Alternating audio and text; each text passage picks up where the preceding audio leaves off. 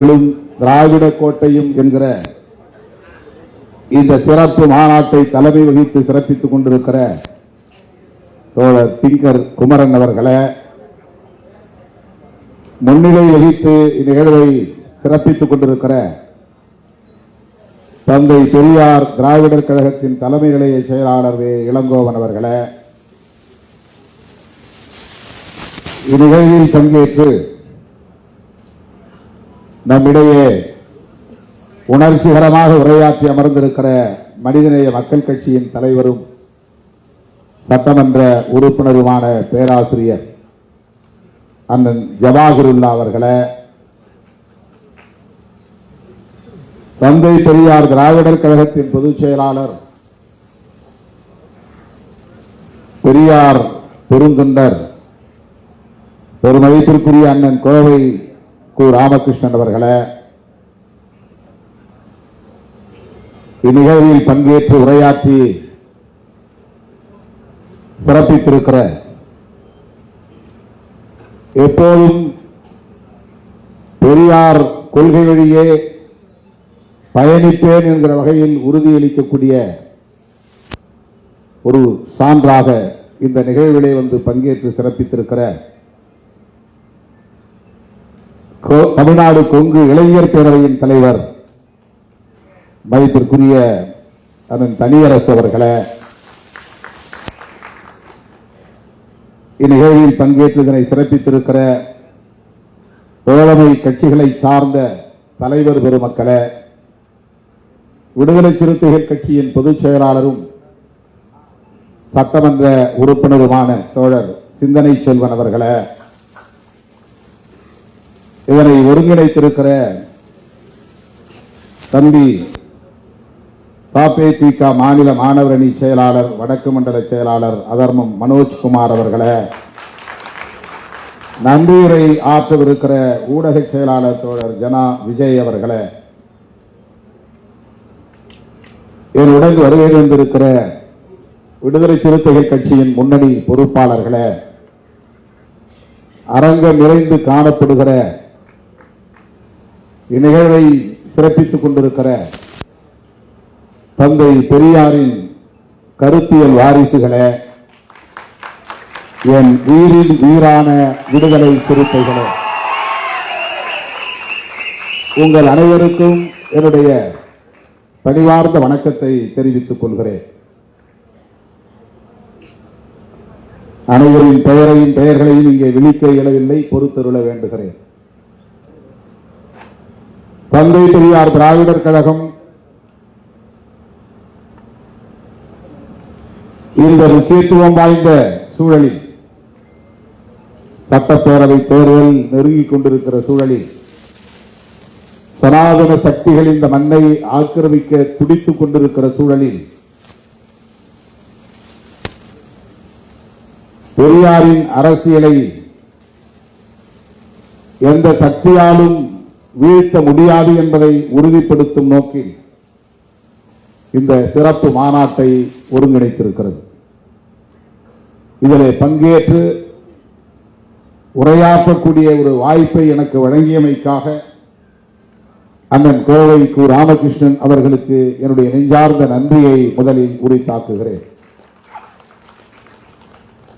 பெரியார் அகில இந்திய அளவில், ஏன் சொல்ல போனால் அகில உலக அளவில் இன்றைக்கு மிக முக்கியமான ஒரு பேசுபடு பொருளாக விளங்குகிறார். அவர் எந்த அதிகாரத்திலும் இருந்ததில்லை. ஆட்சி அதிகார பீடத்தில் அமராமலேயே ஆட்சியில் இருந்தவர்களால் இருப்பவர்களால் வெகுவாக பேசப்படுகிற ஒரு பேராளுமையாக விளங்குபவர் தந்தை பெரியார். புரட்சியாளர் அம்பேத்கர் அவர்கள் கூட மிக பெரும் பொறுப்புகளில் இருந்திருக்கிறார். இந்திய ஆட்சி அதிகார பீடத்தில் அதிகாரம் வாய்ந்த பொறுப்பிலே இருந்து பணியாற்றி இருக்கிறார். அரசியல் நிர்ணய சபை உறுப்பினராக தேர்ந்தெடுக்கப்பட்டு அச்சபையை அரசமைப்பு சட்டத்தை எழுதுவதற்கான குழுவின் தலைவராகவும் பொறுப்பேற்று பணியாற்றி இருக்கிறார். அப்படி புரட்சியாளர் அம்பேத்கர் அவர்களைப் போல அரசியல் தளத்தில் ஆட்சி அதிகாரத்தில் எந்த பொறுப்பையும் வகிக்காமல் இன்றைக்கு மிகப்பெரிய தாக்கத்தை அரசியல் களத்தில் ஏற்படுத்தி வருபவர் தந்தை பெரியார். அதுவே அவருக்குள்ள பெரும் சிறப்பு, அரும் சிறப்பு. ஒரு வார்டு கவுன்சிலராக கூட அவர் ஆக வேண்டும் என்று விரும்பியதில்லை. தமிழ்நாட்டின் முதலமைச்சராக பொறுப்பேற்கக்கூடிய அளவுக்கான சூழலும் அவரை தேடி வந்தது. ஆனாலும் அதை விரும்பவில்லை. அப்படி அதிகார வேட்கை இல்லாத ஒருவர் பதவிக்காக பொது வாழ்க்கைக்கு வந்து ஆசை வார்த்தைகளை பேசி அரசியல் செய்ய வேண்டும் என்கிற நோக்கமில்லாத ஒருவர் சாதிய அமைப்பால் பஞ்சனர்களைப் போல எந்த இழிவையும் அவமானத்தையும் சந்திக்காமல் சாதியை ஒழிக்க வேண்டும் என்று போராடிய ஒருவர் தந்தை பெரியார் மட்டும்தான். இது இந்திய அரசியலில் அவருக்குள்ள தனி சிறப்பு. அவர் செல்வந்தர் குடும்பத்தில் பிறந்தவர். ஓரளவுக்கு தகுதி, இந்து சமூக கட்டமைப்பிலே தகுதி உண்டு என்கிற ஒரு சாதிய அடையாளத்தோடு பிறந்தவர். அதாவது தமிழகத்தில் தொட்டால் தீட்டு கண்டால் தீட்டு என்கிற நிலையில் உள்ள சமூக அடையாளம் அவருக்கு இல்லை. சமூகத்தில் அவருக்கு மதிப்புண்டு என்கிற அளவுக்கான ஒரு சமூக அடையாளம், நாயக்கர் என்கிற சமூக அடையாளம். ஆகவே அவருக்கு எந்த இடத்திலும் கோவிலிலே நுழையக்கூடாது, குளத்திலே இறங்கக்கூடாது, செருப்பு அணியக்கூடாது என்கிற நெருக்கடிகள் இல்லை, கட்டுப்பாடுகள் இல்லை, அவமானங்கள் இல்லை, அவமதிப்புகள் இல்லை. அப்படிப்பட்ட ஒரு சமூக தகுதியுள்ள குடும்பத்தில் பிறந்தவர், பொருளாதார வசதி படைத்த குடும்பத்தில் பிறந்தவர், பல கோவில்களில் தர்மகர்த்தா பொறுப்பை வகித்த தந்தைக்கு மகனாக பிறந்தவர். இப்படிப்பட்ட சோசியல் ஸ்டேட்டஸ், சமூக தகுதி அவருக்கு உண்டு. அவர் விரும்பியிருந்தால் அந்த வாழ்வே சுகமானது என்று அப்படியே வாழ்ந்திருக்க முடியும். இன்னும் பொருளாதாரத்தை மேம்படுத்திக் கொள்வதற்கான தொழிலை, வணிகத்தை நாடி சென்றிருக்க முடியும். நிலகுலங்களும் அவருக்கு ஏராளம் இருந்தன. ஒரு நிலக்கிழார் குடும்பத்திலும் பிறந்தவர். அப்படிப்பட்ட ஒருவர் தனது இறுதி மூச்சு வரையில் பொது வாழ்விலே தன்னை ஒப்படைத்துக் கொண்டார் என்றால் அவருடைய உழைப்பையும் ஈகத்தையும் ஒருவன் உள்நோக்கத்தோடு கொச்சைப்படுத்துகிறான் என்றால் அவன் இந்த மண்ணில் தமிழனாக வாழ தகுதியற்றவன், மனிதனாக வாழ தகுதியற்றவன் என்றுதான் நாம் புரிந்து கொள்ள வேண்டும். அவருடைய உழைப்பை சந்தேகப்படுவது, அவருடைய நோக்கத்திற்கு களங்கம் விளைவிக்கக்கூடிய வகையில் கற்பிதமான கருத்துக்களை, அவதூறுகளை பரப்புவது மிகவும் அற்பமான ஒரு அரசியல். பொது வாழ்க்கைக்கு வரக்கூடிய பலர் ஏன் 199.99 விழுக்காடு பதவி ஆசை, ஆட்சி அதிகாரத்தின் மீது வேட்கை, அதன் மூலம் கிடைக்கிற புகழ், அதையொட்டி தம் மீது படுகிற வெளிச்சம், இவற்றுக்காகத்தான் பொது வாழ்க்கைக்கு வருகிறார்கள் என்பதை யாரும் மறுத்துவிட முடியாது. அப்படி எண்ணியிருந்தால் காங்கிரசிலேயே அவர் நீடித்திருக்க முடியும். அப்படி அவர் ஆசைப்பட்டிருந்தால் காங்கிரசிலேயே நீடித்து தமிழ்நாட்டின் முதலமைச்சராக ஆகியிருக்க முடியும். அல்லது அகில இந்திய அளவில் அவர் மிக உயர்ந்த பதவிக்கும் போயிருக்க முடியும். ஆனால் காங்கிரஸ் கட்சியில் நிலவுகிற சனாதன தர்ம அடிப்படையிலான பாகுபாட்டை எதிர்த்து அதிலிருந்து வெளியேறியவர் தந்தை பெரியார்.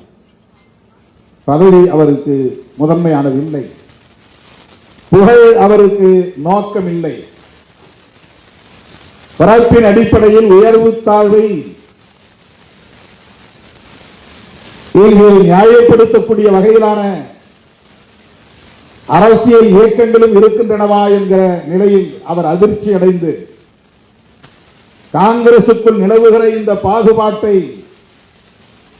காங்கிரஸ் தலைவர்களால் ஒழிக்க முடியாது என்பதை உணர்ந்து அதிலிருந்து வெளியேறியவர். காங்கிரஸை ஒழித்து கட்டாமல் விடமாட்டேன் என்று உறுதி எடுத்துக் கொண்டு களமிறங்கியவர் தந்தை பெரியார். அதற்கு ஒரே நோக்கம்தான், சாதியின் பெயரால் அல்லது வர்ணாசிரமத்தின் பெயரால் இந்த சமூகத்தில் நிலவுகிற உயர்வு தாழ்வு என்கிற பாகுபாட்டை எதிர்ப்பது என்பது மட்டும்தான் நோக்கம். பெரியாரை இந்த கோணத்திலிருந்து மட்டும்தான் பார்க்க வேண்டும், புரிந்து கொள்ள வேண்டும். அவருடைய இறுதி மூச்சு வரையில் அவருடைய ஒற்றை நோக்கம், ஒற்றை இலக்கு சாதி ஒழிப்பு என்பதை நாம் புரிந்து கொள்ள வேண்டும். சாதியை ஒழிக்க வேண்டும் என்பதற்காக பொது வாழ்க்கைக்கு வந்த தலைவர்கள் இந்தியாவில் அரசியல் களத்தில் இரண்டே தலைவர்கள் தான். ஒருவர் புரட்சியாளர் அம்பேத்கர், இன்னொருவர் தந்தை பெரியார். அவர் அரசியல் இயக்கம் கண்டார், அரசியல் களத்தில் பணியாற்றினார், மத்திய அமைச்சர் என்கிற அளவுக்கு உயர் பொறுப்பில் இடம் வகித்தார். ஆனாலும் ஜாதி ஒழிப்பு என்பதுதான் அவருடைய இறுதி இலக்காக இருந்தது. புரட்சியாளர் அம்பேத்கருடைய அணுகுமுறை அனைத்தும் சாதியை ஒழிப்பதற்கான செயல் திட்டங்களை கொண்டதாகவே இருந்தது. அப்படி தேர்தல் அரசியலில், நாடாளுமன்ற ஜனநாயகத்தில் ஈடுபாடு கொள்ளாமலேயே ஜாதியை ஒழிக்க வேண்டும் என்பதற்காக தன்னை முழுமையாக ஒப்படைத்துக் கொண்ட மாசற்ற தலைவர் தந்தை பெரியார். அவரை போய் அவர் தெலுங்கர், அதனால்தான் கன்னடர், அவர் கன்னடர், அதனால்தான் அவர் தமிழர் என்கிற உணர்வு இங்கே இகழ்ந்திட விடாமல் தடுத்தார். திராவிடர் என்று தமிழர் என்கிற அடையாளம் அழிக்கப்படக்கூடிய வகையிலே திராவிடர் என்ற சொல்லாடலை கையாண்டார். திராவிடம் என்கிற அரசியலை கையில் எடுத்தார். அதனால்தான் தமிழர்கள் இங்கே பின்னுக்கு தள்ளப்பட்டார்கள், தமிழர்கள் ஒடுக்கப்பட்டார்கள், தமிழர்கள் சுரண்டப்பட்டார்கள் என்று உள்நோக்கம் கற்பிப்பது அப்பட்டமான அற்ப அரசியல். இதைவிட வேறு எதையும் நாம் சொல்ல முடியாது. மிக கேவலமான ஒரு அரசியல். தந்தை பெரியாருடைய சிந்தனைகளை சந்தேகப்படுவது, அவருடைய நோக்கங்களுக்கு உள்நோக்கம் கற்பிப்பது, அவரை தெலுங்கர் என்றோ கன்னடர் என்றோ அடையாளப்படுத்துவது ஒன்று அரசியல் அறியாமையாக இருக்க வேண்டும், அல்லது அவர்கள் பார்ப்பனர்களின் கைக்கூலிகளாக இருக்க வேண்டும் என்பதை தவிர வேறு எந்த அடிப்படையும் இருக்க வாய்ப்பில்லை. அவருக்கு சாதியை ஒழிக்க வேண்டும் என்கிற தேவை எங்கிருந்து வந்தது? அம்பேத்கர் சொல்லுவதிலே ஒரு பொருள் இருக்கிறது, திருமாவளவன் சொல்லுவதிலே ஒரு பொருள் இருக்கிறது. தந்தை பெரியார் ஏன் சாதியை ஒழிக்க வேண்டும் என்று சொன்னார்?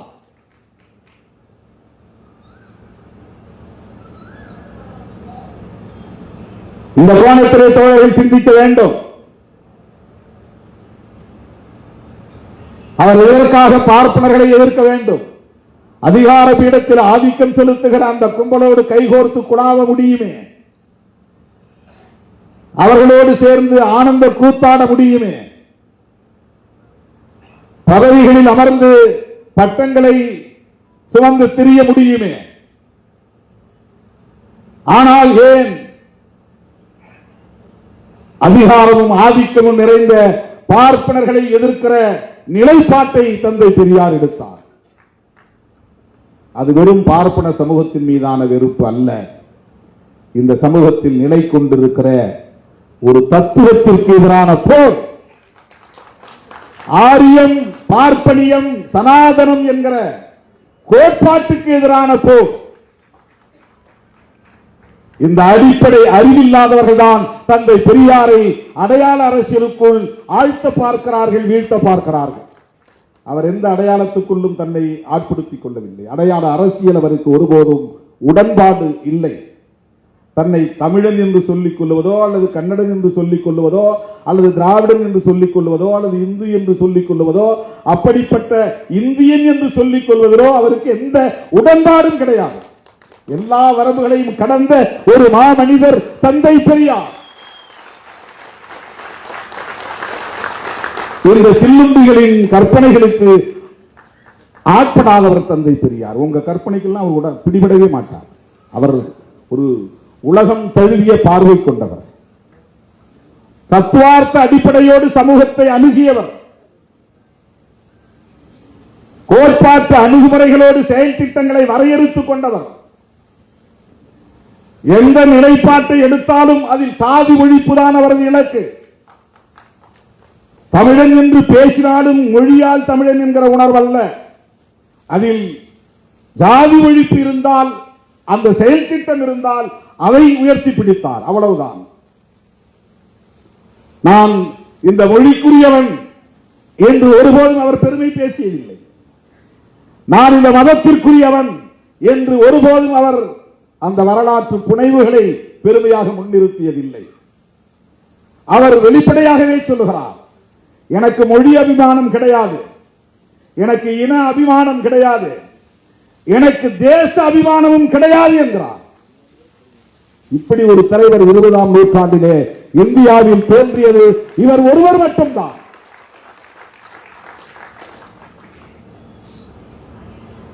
புரட்சியாளர் அம்பேத்கர் அவர்கள் அப்படிப்பட்ட அரசியலுக்குள்ளே அவர் நுழையவில்லை. மொழியை பற்றியோ தேசத்தை பற்றியோ அவர் பெரிதாக அலட்டிக் கொள்ளவில்லை. அவருக்கும் சனாதன தர்மம் அழித்தொழிக்கப்பட வேண்டும் என்பது மட்டும்தான் நோக்கம். பெரியார் அம்பேத்கரை தேடியதும் அம்பேத்கர் பெரியாரை தேடியதும் இந்த ஒரு புள்ளியில் தான், இந்த ஒற்றை புள்ளியில் தான். அம்பேத்கர் என்ன மொழி அடிப்படையில் பெரியாருக்கு உறவினரா என்ன? தெலுங்கரா கன்னடரா?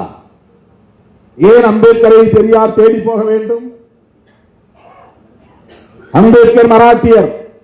உங்கள் மொழியிலே சொல்ல போனால் அவர் மராட்டியர். பெரியார் உங்கள் மொழியில் சொல்ல போனால் அவர் கன்னடர். அவர்களுக்கிடையிலே இந்த உறவு எப்படி உருவானது?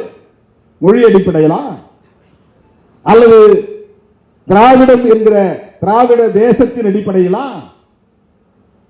இல்லை. அவரும் பார்ப்பனியத்தை எதிர்த்து போராடுகிறார், இவரும் பார்ப்பனியத்தை எதிர்த்து போராடுகிறார். கொள்கை வழி உறவு, கோட்பாட்டு உறவு. இதை புரிந்து கொள்ள அந்த அற்பர்களால் முடியாது. இதற்கு ஒரு தத்துவார்த்த பார்வை தேவை. அந்த அரசியல் புரிதல் இருந்தால் மட்டும்தான் இவர்களை அறிந்து கொள்ள முடியும்.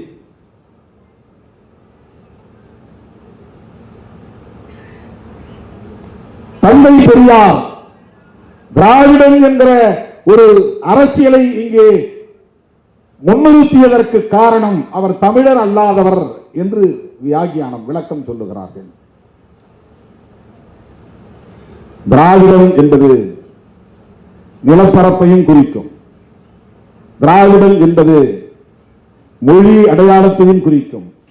ஆனால் இந்த அளவுகோலை தந்தை பெரியார் எடுத்துக் கொள்ளவில்லை.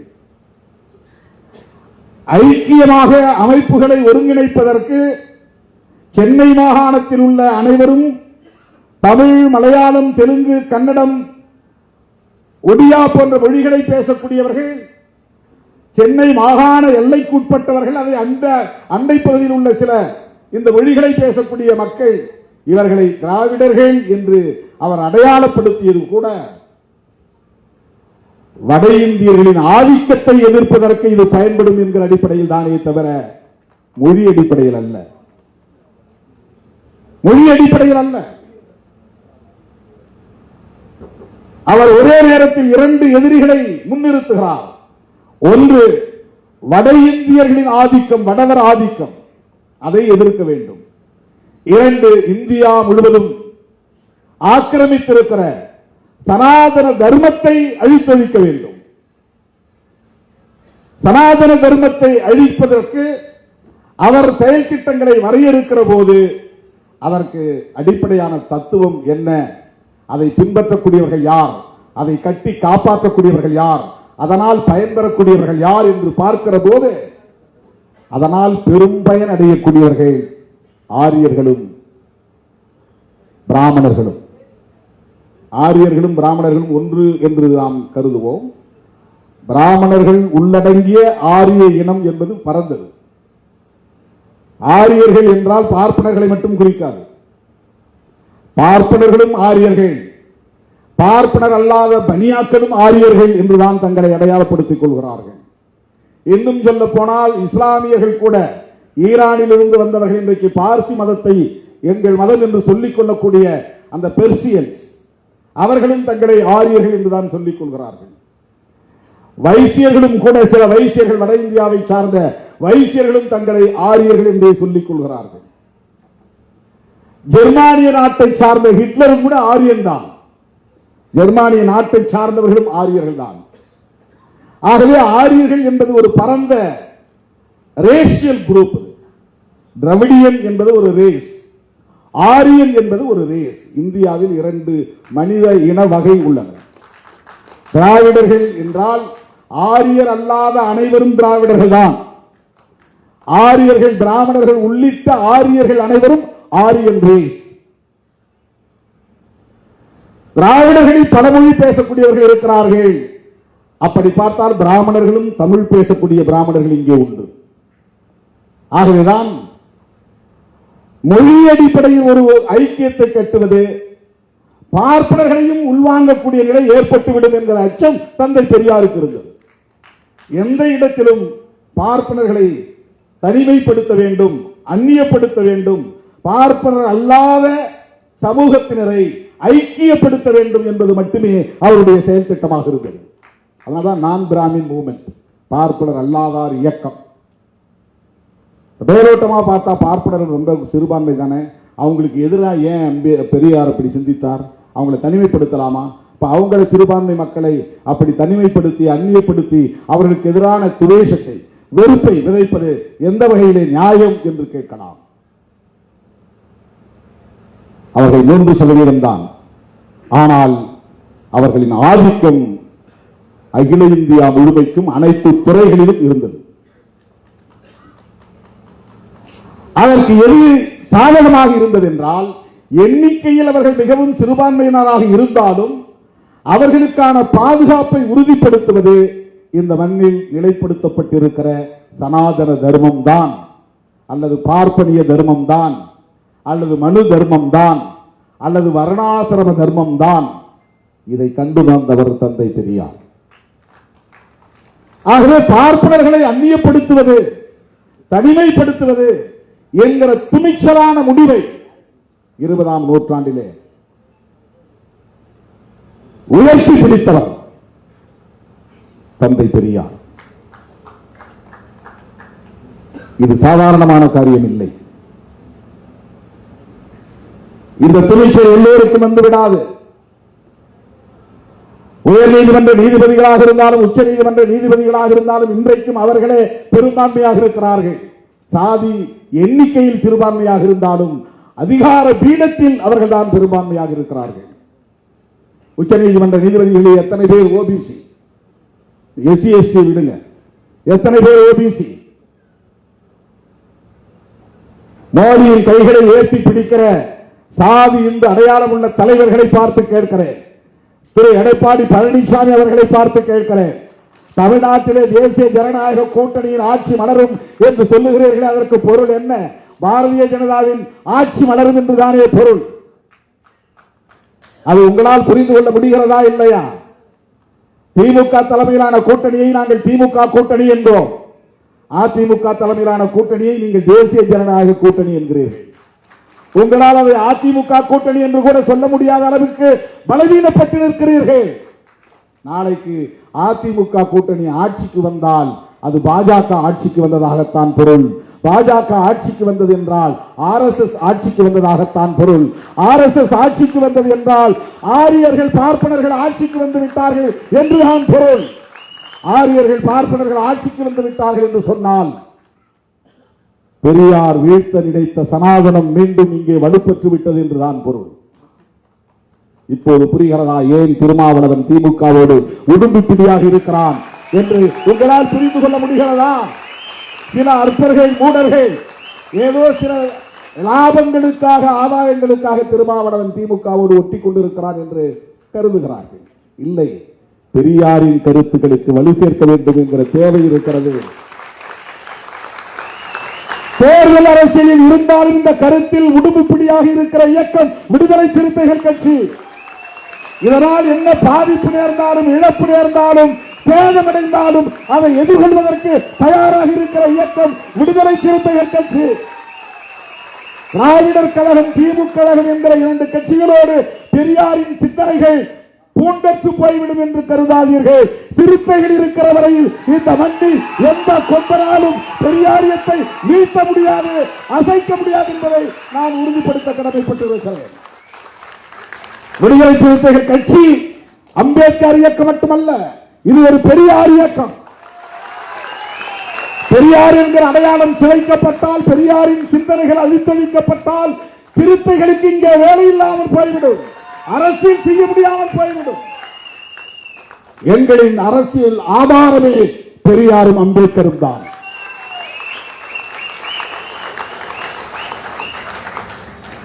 அந்த அரசியலுக்கு வேட்டு வைக்க பார்க்கிறார்கள். இது இன்றைக்கு நேற்றைக்கு நிகழ்ந்ததல்ல. பெரியார் வாழ்ந்த காலத்திலேயே பெரியாருக்கு நேருக்கு நேராகவே அவரை மிக கேவலமாக விமர்சித்திருக்கிறார்கள், எதிர்த்து அரசியல் செய்திருக்கிறார்கள். அவற்றை எல்லாம் ஒரு பொருட்டாகவே எடுத்துக் கொள்ளாதவர் தந்தை பெரியார். ஒரு சூத்திரன் பெரியார் மொழியில் சொன்னால், ஒரு OBC இன்றைய மொழியில் சொன்னால் அதர் பேக்வர்ட் கம்யூனிட்டி. கடலூரில் அவர் பேசிக் கொண்டிருந்த போது மலத்தை எடுத்து அவர் மீது வீசினான். தன் மீது மனித கழிவு வீசப்பட்டது என்பதை தெரிந்தும் கூட அதனால் ஆத்திரப்படாத தந்தை பெரியார் கோட்டம் கலைந்துவிடக் கூடாது, தன் உரை பாதியிலேயே நின்றுவிடக் கூடாது என்கிற பொறுப்புணர்வோடு தன் உரையில் போட்டியிருந்த ஜமுக்காலம் அந்த போர்வையை கொண்டு அந்த மலத்தை நரகளை மூடிக்கொண்டு பிறகு அரை மணி நேரம் பேசியிருக்கிறார். அவர்தான் பெரியார். பேசி முடித்த பிறகுதான் தன் மீது நரகள் வீசப்பட்டது என்பதை அவர் மற்றவர்களுக்கு சொல்லி இருக்கிறார். செருப்படுத்தி வீசியிருக்கிறார்கள், அழுகிய முட்டைகளை கொண்டு வீசியிருக்கிறார்கள். இவற்றையெல்லாம் எந்த பார்ப்பனரும் செய்யவில்லை. பார்ப்பனர்களின் ஏவலாக்களாக இந்த பிற்படுத்தப்பட்ட மிகவும் பிற்படுத்தப்பட்ட சமூகத்தில் பிறந்த சகோதரர்கள் தான், பெரியார் வழியில் சொல்ல போனால் சூத்திரர்கள் தான் அவருக்கு எதிராக இந்த நடவடிக்கைகளை எல்லாம் செய்திருக்கிறார்கள். அரசியல் ரீதியாக சிறப்பு செல்வர் என்று போற்றப்பட்ட மாப்போசி அவர்களை முன்னிறுத்தி பெரியாருக்கு எதிரான அரசியலை செய்ய வைத்தார்கள். யார் செய்தது? இன்றைக்கு இருக்கிற விகடன் குழுமம் அன்றைக்கும் இருந்தது. அவர்கள் பெரியாருக்கு எதிரான அரசியலை செய்தார்கள். P.T. கிருஷ்ணமாச்சாரி, கல்கி கிருஷ்ணமூர்த்தி, இந்த பெரியவர்கள் எல்லாம் பெரியாருக்கு எதிரான அரசியலை மாப்போசியை கொண்டு செய்தார்கள். மாப்போசியின் பிள்ளை இன்றைக்கு அப்படியே செய்கிறது. யார் என்று உங்களுக்கு தெரியும். அதே வழியில் தான் அவர், அதே திசை வழியில் தான் அவர் பயணிக்கிறார். அண்ணன் திருமாவளவனும் பெரியார் தான் என்று சொன்னால் திருமாவளவன் மயங்கி விடுவான் என்று கருதுகிறார்கள். அல்லது திருமாவளவனை ஆதரிப்பவர்கள் மயங்கி போவார்கள் என்று யாரோ சொல்லித் தந்திருக்கிறார்கள். திருமாவளவனும் திருமாவளவனோடு களமாடக்கூடிய எந்த தோழனும் அவ்வளவு எளிதாக இலகுவாக இந்த மாய்மால வித்தைகளுக்கு ஒருபோதும் மயங்கிவிட மாட்டார்கள் என்பதை நான் பதிவு செய்ய விரும்புகிறேன். நாங்கள் வெறும் வாக்கு வங்கிக்காக அரசியல் செய்யவில்லை, சில தொழில்களுக்காக நாங்கள் அரசியல் செய்யவில்லை, அதிகார தேடலுக்காக நாங்கள் அரசியல் செய்யவில்லை. புரட்சியாளர் அம்பேத்கரும் தந்தை பெரியாரும் கண்ட கனவை நனவாக்குவதற்காகத்தான் விடுதலை சிறுத்தைகள் களத்தில் இருக்கிறோம்.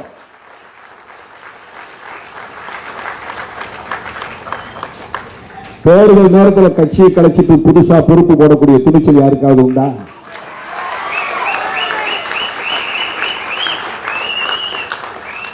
மாவட்ட செயலாளர்கள் எல்லா கட்சியிலும் ஒரு ரெவன்யூ மாவட்டத்துக்கு ஒருத்தர் 2 பேர் தான்.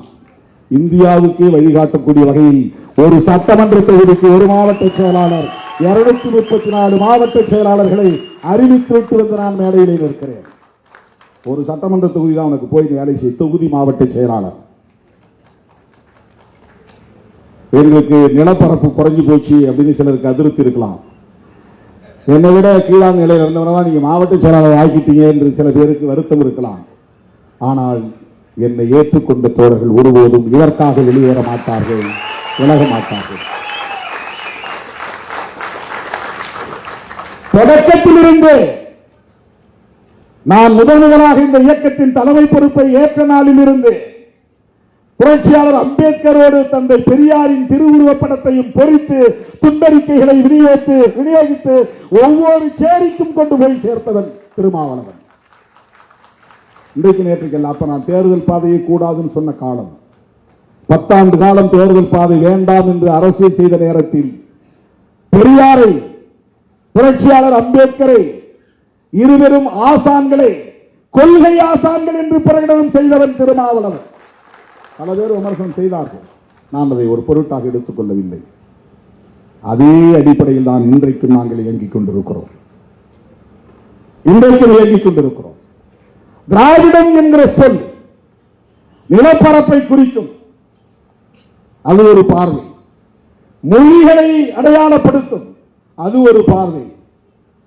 அதைவிட முக்கியமானது பெரியார் பார்வை என்னவென்றால் கருத்தியலை அடையாளப்படுத்தும் என்பதுதான், ஐடியாலஜிக்கல் ஐக்கன். திராவிடம் என்பதை பெரியார் பார்வை கொண்டு ஒரு கருத்தியலாகத்தான் அணுக வேண்டும். திராவிடத்தை வெறும் நிலப்பரப்பாகவோ, திராவிடத்தை வெறும் மொழி அடையாளமாகவோ பார்ப்பவனுக்கு பெரியாரை புரிந்து கொள்ள முடியாது. என்றைக்கு அவர் தெலுங்கர் என்கிற பற்று கொண்டு தெலுங்கர்களுக்காக பேசியிருக்கிறார், அல்லது கன்னடர் என்கிற பற்று கொண்டு கன்னடர்களுக்காக பேசியிருக்கிறார்,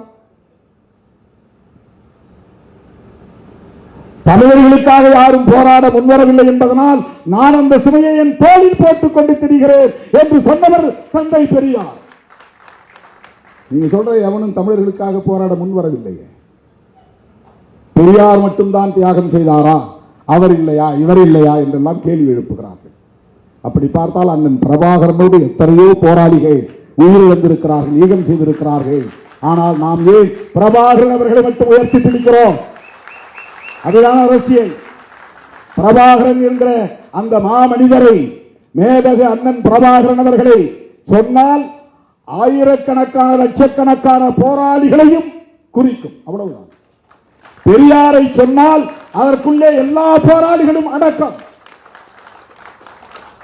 மொழிக்காக போராடியவர்கள், இன உரிமைகளுக்காக போராடியவர்கள், இந்தியை எதிர்த்து ஈகம் செய்தவர்கள், ஆரியத்தை பார்ப்பனியத்தை எதிர்த்து களமாடியவர்கள், இலக்கிய தலங்களில் பணியாற்றியவர்கள், அத்தனை பேரையும் குறிக்கும். வீம்புக்கு வரட்டுவாதம் செய்கிறார்கள். அதற்கு என்ன காரணம் என்றால் பெரியார் என்கிற அடையாளம் தான் உத்தரப்பிரதேசத்திலும் தாக்கத்தை ஏற்படுத்துகிறது, பீகாரிலும் தாக்கத்தை ஏற்படுத்துகிறது, அகில இந்திய அளவிலும் உலக அளவிலும் இன்றைக்கு சுயமரியாதை குறித்த விவாதம் இன்றைக்கு உயர்த்தி பிடிக்கப்படுகிறது. சுவிட்சர்லாந்தில் தாவோஸ் என்ற இடத்தில் நடைபெறுகிற ஒரு பொருளாதார மாநாட்டில் பேசிய கனடிய பிரதமர் சுயமரியாதை தான் மனிதனுக்கு முதன்மையானது என்று பேசியிருக்கிறார் என்றால் அங்கே பெரியார் எதிரொலிக்கிறார். அரசியல் களத்தில் சுயமரியாதையை ஒரு பேசிவிடும் பொருளாக்கியவர் ஒரு விவாதத்திற்குரிய கோட்பாடாக மாற்றியவர். செல்ஃப் ரெஸ்பெக்ட் என்கிற இந்த சொற்றொடரை அரசியல் அரங்கில் புழக்கத்திற்கு கொண்டு வந்தவர், அறிமுகப்படுத்தியவர் தந்தை பெரியார். தோழர்களே, திராவிடம் என்பதை வெறும் மொழி அடையாளமாகவோ நிலப்பரப்பு என்கிற அடையாளமாகவோ தந்தை பெரியார் பார்க்கவில்லை. அது மதராஸ் மாகாணமாக இருந்த காலம். பிரிட்டிஷார் ஆட்சியில் இருந்தபோது Madras presidency, Bombay presidency, Kolkata presidency, central province, united province, இப்படி இந்தியாவில் பல மாகாணங்கள் பிரிட்டிஷ் ஆட்சி எல்லைக்குட்பட்ட பகுதிகள் இருந்தன. அதுதான் பிரிட்டிஷ் இந்தியா. திருவாங்கூர் சமஸ்தானம் அது சமஷ்டி, அது தனி ஆட்சி நிர்வாகத்தை கொண்டது. ஹைதராபாத் நிஜாம் தனி ஆட்சி நிர்வாகம் கொண்டது. மைசூர் மகாராஜா தனி ஆட்சி, அது ஒரு சமஸ்தானம். இதுபோல் எண்ணற்ற பல சமஸ்தானங்கள் இந்தியாவிலே உண்டு. ஜம்மு காஷ்மீரில் சமஸ்தானங்கள் இருந்தன, நூற்றுக்கணக்கான சமஸ்தானங்கள் இருந்தன. அவையெல்லாம் நேரடியாக பிரிட்டிஷ் ஆட்சி எல்லைக்குட்பட்டவை அல்ல. அப்படிப்பட்ட மாகாணங்களில் ஒன்றுதான் மதராஸ் மாகாணம். அந்த மதராஸ் மாகாணத்திற்குள் அப்போது ஆட்சி எல்லைக்குள்ளே இருந்த மக்கள் தெலுங்கு பேசினார்கள், மலையாளம் பேசினார்கள், தமிழ் பேசினார்கள், கன்னடம் பேசினார்கள். ஆகவே அவர்கள் ஒரே நிலப்பரப்புக்குள்ளே இருந்ததனால் தமிழ்நாட்டில் அனைத்து துறைகளிலும் அவர்களால் பங்கேற்க முடிந்தது, பங்களிப்பு செய்ய முடிந்தது. நாடு மொழி அடிப்படையில் பிரிந்த பிறகு யாரும் இங்கே தெலுங்கர்கள் குடியேறவில்லை. மொழிவாரி மாகாணம் பிரிந்த பிறகு மலையாளிகள் இங்கே குடியேறிவிடவில்லை. இன்றைக்கு வட இந்தியர்கள் குடியேறுகிறார்கள். தொழிலாளர்கள் என்கிற பெயரில் இங்கே வந்து அமர்கிறார்கள். மார்வாடிகள் விடுதலைக்கு பிறகு பல பேர் வந்திருக்கிறார்கள். மொழிவாரி மாகாணமாக பிரிக்கப்பட்ட பிறகு பல பேர் புலம்பெயர்ந்து வந்திருக்கிறார்கள். இது வேறு. ஆனால் மதராஸ் மாகாணமாக இருந்த போது இந்த மொழி பேசக்கூடிய அந்தந்த பகுதிகள் பிறகு ஆந்திராவாக, அதன் பிறகு முதலில் பிரிந்தது ஆந்திரா தான். மொழி அடிப்படையிலே ஒரு மாநிலம் உருவானது ஆந்திரா. அதன் பிறகுதான் கர்நாடகம், அதன் பிறகுதான் கேரளம். இப்படி மாநிலங்கள் பிரிந்தன. இந்த மாநிலங்கள் பிரிந்து போன எச்சம்தான் திரும்ப சென்னை மாகாணம் என்று அழைக்கப்பட்டது. ஏனென்றால் இது பழைய பேரு சென்னை மாகாணம் தான். வட இந்தியாவுக்கு போனால், டெல்லிக்கு போனால் மதராசி என்று சொன்னால் சென்னையிலிருந்து வந்தவர் என்று பொருள் அல்ல. இந்த பெரிய மாகாண பகுதியில் இருந்து வந்திருக்கிற ஆந்திரனையும் குறிக்கும், அதாவது தெலுங்கனையும் குறிக்கும், கன்னடனையும் குறிக்கும், மலையாளியையும் குறிக்கும், தமிழையும் குறிக்கும். மதராசி தான். மதராசி என்கிற சொல் இத்தனை பேரையும் குறிக்கிற சொல். இவர்கள் பிரிந்து போன பிறகு எஞ்சிய பெயர் சென்னை மாகாணம் என்பது. ஆகவே அதை தமிழ்நாடு என்று பெயர் சூட்ட கோரிக்கைகள் அவ்வப்போது எழுந்தன.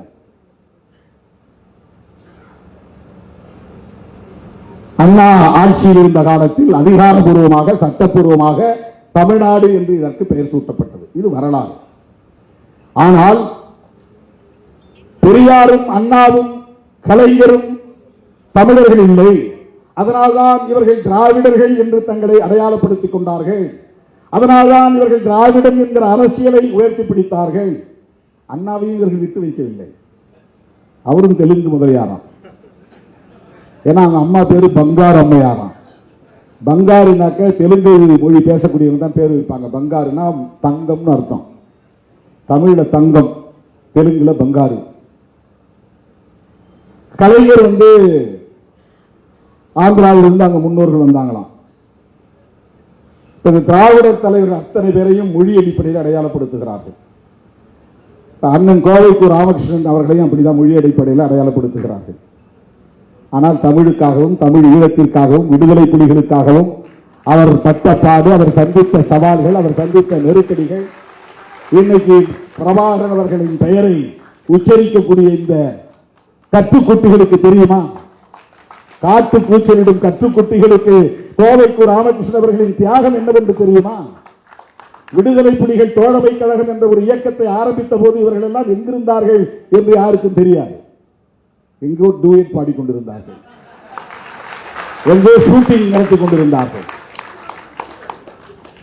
விடுதலை புலிகள் தோழமை கழகம். அப்பதான் நான் அவரை சந்திச்சேன். முதல்ல அண்ணன் வைகோ வீட்டில் தான் சந்திச்சேன்.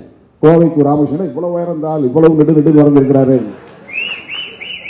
நான் ஸ்டூடெண்டா போயிருந்தப்பா கையை பிடிச்சி ஒரு வெளியே வரும்போது கையை பிடிச்சி வணக்கம் சொல்லிட்டு நான் அது மாதிரி சட்டக்கல்லூரி மாணவன் அண்ணன் வைகோவை பார்க்கறதுக்காக ஒரு நிகழ்ச்சிக்கு தேதி வாங்குறதுக்காக வந்திருக்கிறேன் அப்படின்னு சொன்னேன். சரி போய் பாருங்கன்னு சொல்லிட்டு போனார். அந்த சந்திப்பு எனக்கு நினைவு இருக்கிறது. 1987 அவர் அந்த எம்பி தொகுதியில தேர்தலில் போட்டியிடும் போது விடுதலை புலிகள் தோழமை கழகம் சார்பில் 2-3 வண்டியில அந்த விடுதலை புலிகள் உடுப்போட எப்படி புலிகள் அங்க உடுப்பு உடுத்திருக்கிறாங்களோ அதே மாதிரி மிலிட்டரி உடை அந்த உடையோட அவருக்கு தேர்தல் பணி செய்தார்கள். நான் அங்கு இருந்தேன். அந்த வைகோ எம்பி தேர்தலில் போட்டியிட்டப்போ லோக்சபா தேர்தலில் அந்த நாட்களில் இவர் சந்தித்த நெருக்கடிகள் இவர்கள் யாராவது சந்தித்ததுண்டா? இன்னைக்கு யாராவது சோசியல் மீடியாவில் எவனோ பேசலாம். பிக்ஸ் பண்ற மாதிரி கையை கால உதறி கட்டிக்கிறாங்க. எல்லாம் கையை கால உதறிட்டு அடித்தொண்டையால காட்டு கூச்சல் இட்டால் எல்லாம் மக்கள் ஏமாந்து விடுவார்கள் என்று கருதுகிறார்கள். கண்டவெல்லாம் பேசுறான், எவனோ பேசுறான், உள்நோக்கம் கற்பிக்கிறான். அவருக்கு என்ன தேவை வந்தது? தமிழர்களை வீழ்த்த வேண்டும் என்று, தமிழர்களை ஒடுக்க வேண்டும் என்று. அவர் என்ன பதவிக்கு ஆசைப்பட்டாரா? அம்பேத்கர் போய் பார்த்தா இங்க இருக்கிற தலித்துகள் நமக்கு ஓட்டு போடுவாங்க அப்படின்னு நினைச்சா போய் அம்பேத்கரை பார்த்தார். நேரடியா போய் சந்தித்தார். மியான்மருக்கு வாங்க 2 பேரும் போவோம்னு சொல்லி 2 பேரும் போனாங்க. இன்னைக்கு மியான்மர், இன்னைக்கு பர்மா. அவர் எடுத்த முடிவுகளுக்கு அவ்வப்போது இங்கிருந்து பாராட்டுகளை தெரிவித்தவர் தந்தை பெரியார். அவர் மதம் மாறும்போது நீங்களும் வாங்க மதம் மாறுவோம் சொன்னார். அம்பேத்கர் அழைப்பு கொடுத்தார். இல்ல நீங்க போங்க, நான் வெளியே வந்துட்டேன்னா இந்த பசங்களை பேச முடியாது, சண்டை போட முடியாது, இவங்களை எழுத்து என்னால குரல் கொடுக்க முடியாது, நான் இங்க இருந்துகிட்டே பாத்துக்கிறேன், அவனா நானா பாத்துக்கிறேன் அப்படின்னு சொன்னவர் தந்தை பெரியார். நான் முஸ்லீமா மாறிட்டு அப்புறம் போய் நான் பார்ப்பனர்களை எதிர்த்து பேச முடியுமா? சனாதன தர்மத்தை எதிர்த்து பேச முடியுமா? இன்னைக்கு எந்த ஒரு முஸ்லீமாவது அதை எதிர்த்து பேச முடியுமா? பேச முடியாது. தன்னை ஜவாஹருல்லாவில் சனாதன தர்மம் இப்படி இருக்கு திருமாவளவன் பேசுற மாதிரி அவரால் பேச முடியாது. பேசினா அது மதக்கலவரமா மாறி போயிடும். பேசுகிற துணிச்சல் உள்ளவர் தான், ஆனா அது மதக்கலவரமா மாறிடும். திருமாவளவன் ஒன்றும் பண்ண முடியாது. நான் ஆணவத்தோட சொல்லல, நான் முஸ்லீம் இல்ல, நான் கிறிஸ்தவன் இல்ல, ஒன்றும் பண்ண முடியாது. நான் பெரியாரின் பிள்ளை, அம்பேத்கரின் பிள்ளை, அவ்வளவுதான் என்னுடைய அடையாளம், அவ்வளவுதான் என்னுடைய அடையாளம். வேற எந்த அடையாளம் எனக்கு கிடையாது. எனக்கு சாதி ஒரு அடையாளம் கிடையாது, மதம் ஒரு அடையாளம் கிடையாது. எனக்கு மொழி என்பது மட்டும், மொழியும் கூட எனக்கு அடையாளம் கிடையாது. ஆனால் மொழி உரிமைக்காக போராடுவேன், அது என்னுடைய கடமை. இன உரிமைக்காக போராடுவேன், அது எனக்கு கடமை. விடுதலை புலிகளை ஆதரிப்பது நான் வெறும் மொழி உணர்வால் அல்ல, இன உணர்வால் அல்ல, சிங்கள பௌத்த பேரினவாதத்தின் ஆதிக்கத்தை எதிர்ப்பதற்காக புலிகளுக்கு நாங்கள் ஆதரவு தெரிவிக்கிறோம். ஒரு தேசிய இன விடுதலைக்கான போராட்டம் என்கிற முறையிலே புலிகளை ஆதரிக்கிறோம். அண்ணன் பிரபாகரன் அவர்களை ஆதரிக்கிறோம். அண்ணன் ஏதோ சொன்னார் என்றான். எனக்கு தெரிஞ்சு என்கிட்ட பேசின மாதிரி மற்றவங்கிட்ட பேசினாரான்னு எனக்கு தெரியாது. 2002 ஒரு முறை 1 மணி நேரத்திற்கு மேலாக அண்ணன் பிரபாகரன் அவர்கள் என்னை அழைத்து பக்கத்தை அமர வைத்துக் கொண்டு அந்த ராணுவ விடுக்கான உடையோடு அமர்ந்து கொண்டு 1 மணி நேரம் சாதி அரசியல் குறித்து பேசினார். இவருக்கு தான் பேசினாரான்னு ஒரு ஆள் அறிக்கை கொடுத்தான். என்கிட்ட தான் பேசினார். நான் நீங்க தான் சொல்றீங்களா அவர் உயிரோடு இருக்கிறார்னு. உயிரோடு இருந்தா என்னைக்காவது ஒரு நாள் சொல்லுவார், திருமாவளவன் சொன்னது அத்தனை உண்மை, ஒன்றும் புனைவு இல்லை என்பதை சொல்லுவார். என்கிட்ட பேசினார். என்ற முதல் வார்த்தையை கேட்டார், திண்ணியத்தில் வாயில மலத்தை திணிச்சவன் உயிரோடு இருக்கிறானான்னு கேட்டார். என்னால அந்த செய்தியை படிச்சுட்டு 3 நாள் தூங்க முடியல, சாப்பிட முடியல. அவனை எப்படி என்ன விட்டு வச்சிருக்கிறீங்கன்னு கேட்டார். புரட்சியாளன் எந்த மூலையில் இருந்தாலும் அவன் ஒடுக்குமுறைகளுக்கு எதிராக சிந்திப்பான் என்பதற்கு அண்ணன் பிரபாகரன் ஒரு அடையாளம், ஒரு சான்று. அடுத்த கேள்வி கேட்டார், இவ்வளவு மோசமான ஒரு நிலை அங்கே இருந்த போதும் ஒரு அரசியல் கட்சி தலைவர் கூட இதை கண்டித்து அறிக்கை விடவில்லையே, என்ன அரசியல் தமிழ்நாட்டில் நடக்கிறது, எப்படி அவர்களால் இதை சகித்துக் கொள்ள முடிகிறது? இந்த கேள்வியை கேட்டவர் அண்ணன் பிரபாகரன். மதனி அவர்களை காதலித்ததை, அதனால் இருந்த சிக்கலையும், அதனை ஒட்டி அவர் எடுத்த நடவடிக்கைகளையும் பல நிமிடங்கள் என்னோடு பகிர்ந்து கொண்டார். இதை உங்களை போன்ற ஆட்கள்கிட்ட பேச மாட்டார். நீங்கள் எல்லாம் சனாதனவாதிகள் என்பது அவருக்கு தெரியும். பேச மாட்டார். வேறு யாரோடும் இதை பகிர்ந்திருக்க வாய்ப்பில்லை. என்னிடத்தில் பேசினார். மதிவதனி அவர்களை நான் காதலித்ததால் அவருடைய தந்தையே எங்கள் காதலை ஏற்றுக்கொள்ளவில்லை. மாநிலத்தின் தமிழ்கூடல் முடிந்ததும் நான் வள்ளிக்கு சென்று அவரை சந்தித்த போது, அண்ணா உங்கள் மாமனாரை சந்தித்தேன் என்று சொன்னதும் அடுத்த நொடியே அவர் ஒரு வார்த்தை சொன்னார். நான் அதிர்ந்து போனேன். அதன் பிறகு அந்த காதல் குறித்தும், காதல் தொடர்பான பிரச்சனைகள் குறித்தும், அதனையொட்டி அவர் எடுத்த நடவடிக்கைகள் குறித்தும், வல்வெட்டி துறையிலே 14 பேரை நான் சுட்டுக் கொன்றேன் என்று சொன்னார். எவனும் இதை மறுக்க முடியாது. சாதிக்கு எதிரான நடவடிக்கை, மதிவதனி சார்ந்த சமூகம் நான் இல்லை என்பதனால் என்னை தலைவனாக ஏற்றுக்கொள்ள இந்த மண்ணில் பெரும் தயக்கம் இருந்தது. காலப்போக்கில் அது தகர்ந்து போனது. நீங்களும் அந்த பொறுமையை கடைபிடிக்க வேண்டும். தமிழ்நாடு உங்களை ஏற்கிற காலம் வரும் என்று சொன்னார் அண்ணன் பிரபாகரன். என்னிடத்தில் பகிர்ந்து கொண்டார். இயக்கத்திற்குள்ளே சாதி யாரும் பார்ப்பதில்லை. சாதி அடிப்படையில் எந்த பிரச்சனையும் எழுந்ததில்லை. காதல் என்று வருகிற போது விரும்புகிறவர்கள் திருமணம் செய்ய இயக்கத்திலே சுதந்திரம் உண்டு. அதை நாங்கள் அனுமதிக்கிறோம். இயக்கத்தை தாண்டி சாதி பிரச்சனை வந்தால், எங்கள் காதுக்கு வந்தால், அடுத்த நாளே அந்த இடத்தில் எங்கள் இயக்கம் நிற்கும். அங்கு சாதி ஆணவத்திற்கு எதிரான நடவடிக்கைகளை இயக்கம் மேற்கொண்டிருக்கிறது என்று விவரித்தார். இன்றைக்கு சாதி பிரச்சனைகள் என்பது ஒரு கட்டுக்குள்ளே இருக்கிறது. இந்த இயக்கம் வலிமை பெற்றிருப்பதனால். ஏன் இவ்வளவு பேசினார் தெரியுமா? அதற்கு ஒரு காரணம் இருக்கிறது. மாநிலத்தின் தமிழ்கூடல் மாநாட்டிலே நான் பேசுகிற போது தமிழ்நாட்டிலிருந்து 5 பேர் போனோம். 5 பேரில் ஒரே ஒரு அரசியல் களப்பணியாளர் என்கிற முறையில் அழைக்கப்பட்டவன் நான் தான். கவிஞர் இன்குலாப், எழுத்தாளர் ஜெயபிரகாசம், அவரும் ஒரு கவிஞர் எழுத்தாளர். இயக்குனர் புகழேந்தி தங்கராஜ், திரைப்படத்துறையை சார்ந்தவர். ஓவியர் மருது, அவர் ஒரு கலைஞர். அரசியல் தளத்தில் யாரை அழைப்பது என்று தெரியவில்லை என்று புதுவை ரத்தினதுரை அவர்கள் போய் அண்ணனிடத்திலே சொன்னபோது ஒரு சீட்டிலே எழுதி கொடுத்தாராம். அவரே சொன்னது, புதுவை ரத்தினதுரையே சொன்னது. கலை இலக்கிய கழகத்தின் பொறுப்பாளர் அவர்தான். அவரே சொன்ன வார்த்தை, நாங்க என்ன செய்யறது, யாரை கூப்பிடுறதுன்னு தெரியாம போய் குழம்பிக்கிட்டு இருந்தோம். ஒரு சீட்டை எடுத்து எழுதி கொடுத்தாரு. பிரிச்சு பார்த்தா திருமாவளவன் பேர் இருந்தது. திருமாவளவனை மாநிலத்தின் தமிழ்கூடல் மாநாட்டிற்கு அழையுங்கள் என்று சொன்னவர் அண்ணன் பிரபாகரன் அவர்கள். அந்த மாநாட்டில் நான் பேசுகிற போது, அப்ப எனக்கு சரியான தலைவலி, எனக்கு சைனஸ் தலைவலி.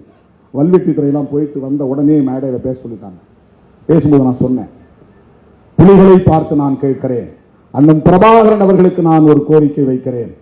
நீங்கள் இந்த யுத்தத்தில் வெற்றி பெற்று தமிழ் ஈழம் மலர்ந்தால் அந்த ஈழம் சாதியற்ற ஈழமாக இருக்குமா என்கிற கேள்வியை எழுப்பினேன்.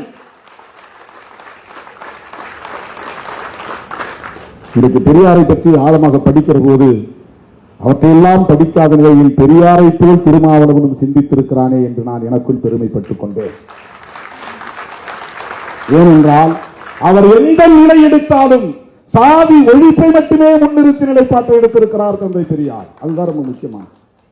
அப்ப ஈழம் விடுதலை அடைந்தால் அந்த ஈழத்தில் சாதி இருக்குமா இருக்காதா அந்த கேள்வி எழுப்பி நான் சொன்னேன். இங்கிருந்து அயல் நாடுகளுக்கு போனவர்கள் நிலபுலத்தை விட்டுவிட்டு போயிருக்கிறார்கள், ஆடு மாடு உள்ளிட்ட கால்நடைகளை விட்டுவிட்டு போயிருக்கிறார்கள், உற்றார் உறவினர்களை விட்டு போயிருக்கிறார்கள்.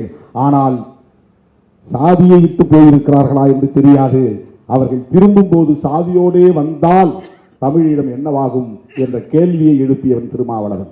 2002 விடுதலை புலிகளின் மாநாட்டு, மாநிலத்தின் தமிழ்கூடல் மாநாட்டில் மலரப்போகும் தமிழீழத்தில் சாதி இருக்குமா இருக்காதா என்ற கேள்வியை எழுப்பினேன். நான் பேசி முடித்தவுடன் ஆவேசத்தோடு வந்து அண்ணன் புதுவை ரத்தினதுரை அவர்கள் என் கையில் இருந்த ஒலிபேசியை பிடித்து பிடுங்கி பேசினார். எங்கள் தலைவர் பிரபாகரன் சாதி ஒழிப்புடன் கூடிய தமிழீழத்தை வென்றெடுக்கவே போராடுகிறார். நாளை மலரவிருக்கிற தமிழீழத்தில் சாதி இருக்குமே, ஆனால் அந்த ஈழம் எங்களுக்கு தேவையில்லை என்று பேசியவர் புதுவை ரத்தினதுரை. தோழர்களே, இந்த பேச்சுதான் அவருடைய காதுக்கு போயிருக்கிறது. அதனால்தான் இந்த மாநாடு முடிவில் நான் அவரை சந்தித்து பேசிய போது நெடுநேரம் என்னிடத்தில் சாதியை பற்றிய உரையாடினார். தமிழகத்தில் சாதி இருக்காது என்பதை உறுதிப்படுத்தினார். சாதியால் தான் சிதறி கிடக்கிறோம் என்பதை திரும்ப திரும்ப சொன்னார். தமிழ்நாட்டில் உங்களை ஏற்கிற காலம் வரும், அதுவரையில் பெருமையாக இருக்க வேண்டும் என்று சொன்னார். இதெல்லாம் 100க்கு 100 உண்மை. அண்ணன் என்னோடு பேசியது 100க்கு 100 உண்மை. இன்னும் பல விவரங்கள், அதையெல்லாம் நான் சொல்ல விரும்பவில்லை. ஆனால் இன்றைக்கு பேசுகிறவர்கள் அண்ணன் சொல்லித்தான் பெரியார் எதிர்ப்பை கையில் எடுக்கிறோம் என்று சொன்னால் இது எவ்வளவு பெரிய அயோக்கியத்தனம்! பிரபாகரன் அவர்களையே கொச்சைப்படுத்துவதாக இருக்கிறது. அண்ணன் பிரபாகரன் அவர்கள் எங்கே அப்படி சொன்னார்? ஏதேனும் ஒரு பதிவை காட்டுங்கள். எங்கே அப்படி எழுதியிருக்கிறார்? என்றைக்கு அவர் திராவிடத்தை எதிர்த்து பேசியிருக்கிறார்? அவர் இந்தியாவையே எதிர்க்கவில்லையே, இந்திய அரசையே அவர் விமர்சிக்கவில்லையே. இந்தியாவின் துணையோடு தான் நம்மால் ஈழத்தை வென்றெடுக்க முடியும் என்கிற நம்பிக்கை கொண்டிருந்தவர் அல்லவா? உங்களை போல காங்கிரஸை விமர்சிப்பது, இந்திய அரசை விமர்சிப்பது என்கிற நிலைப்பாட்டை கூட அவர் எடுத்ததில்லையே. அவருடைய அரசியலை எப்படி நீங்கள் கொச்சைப்படுத்தலாம்?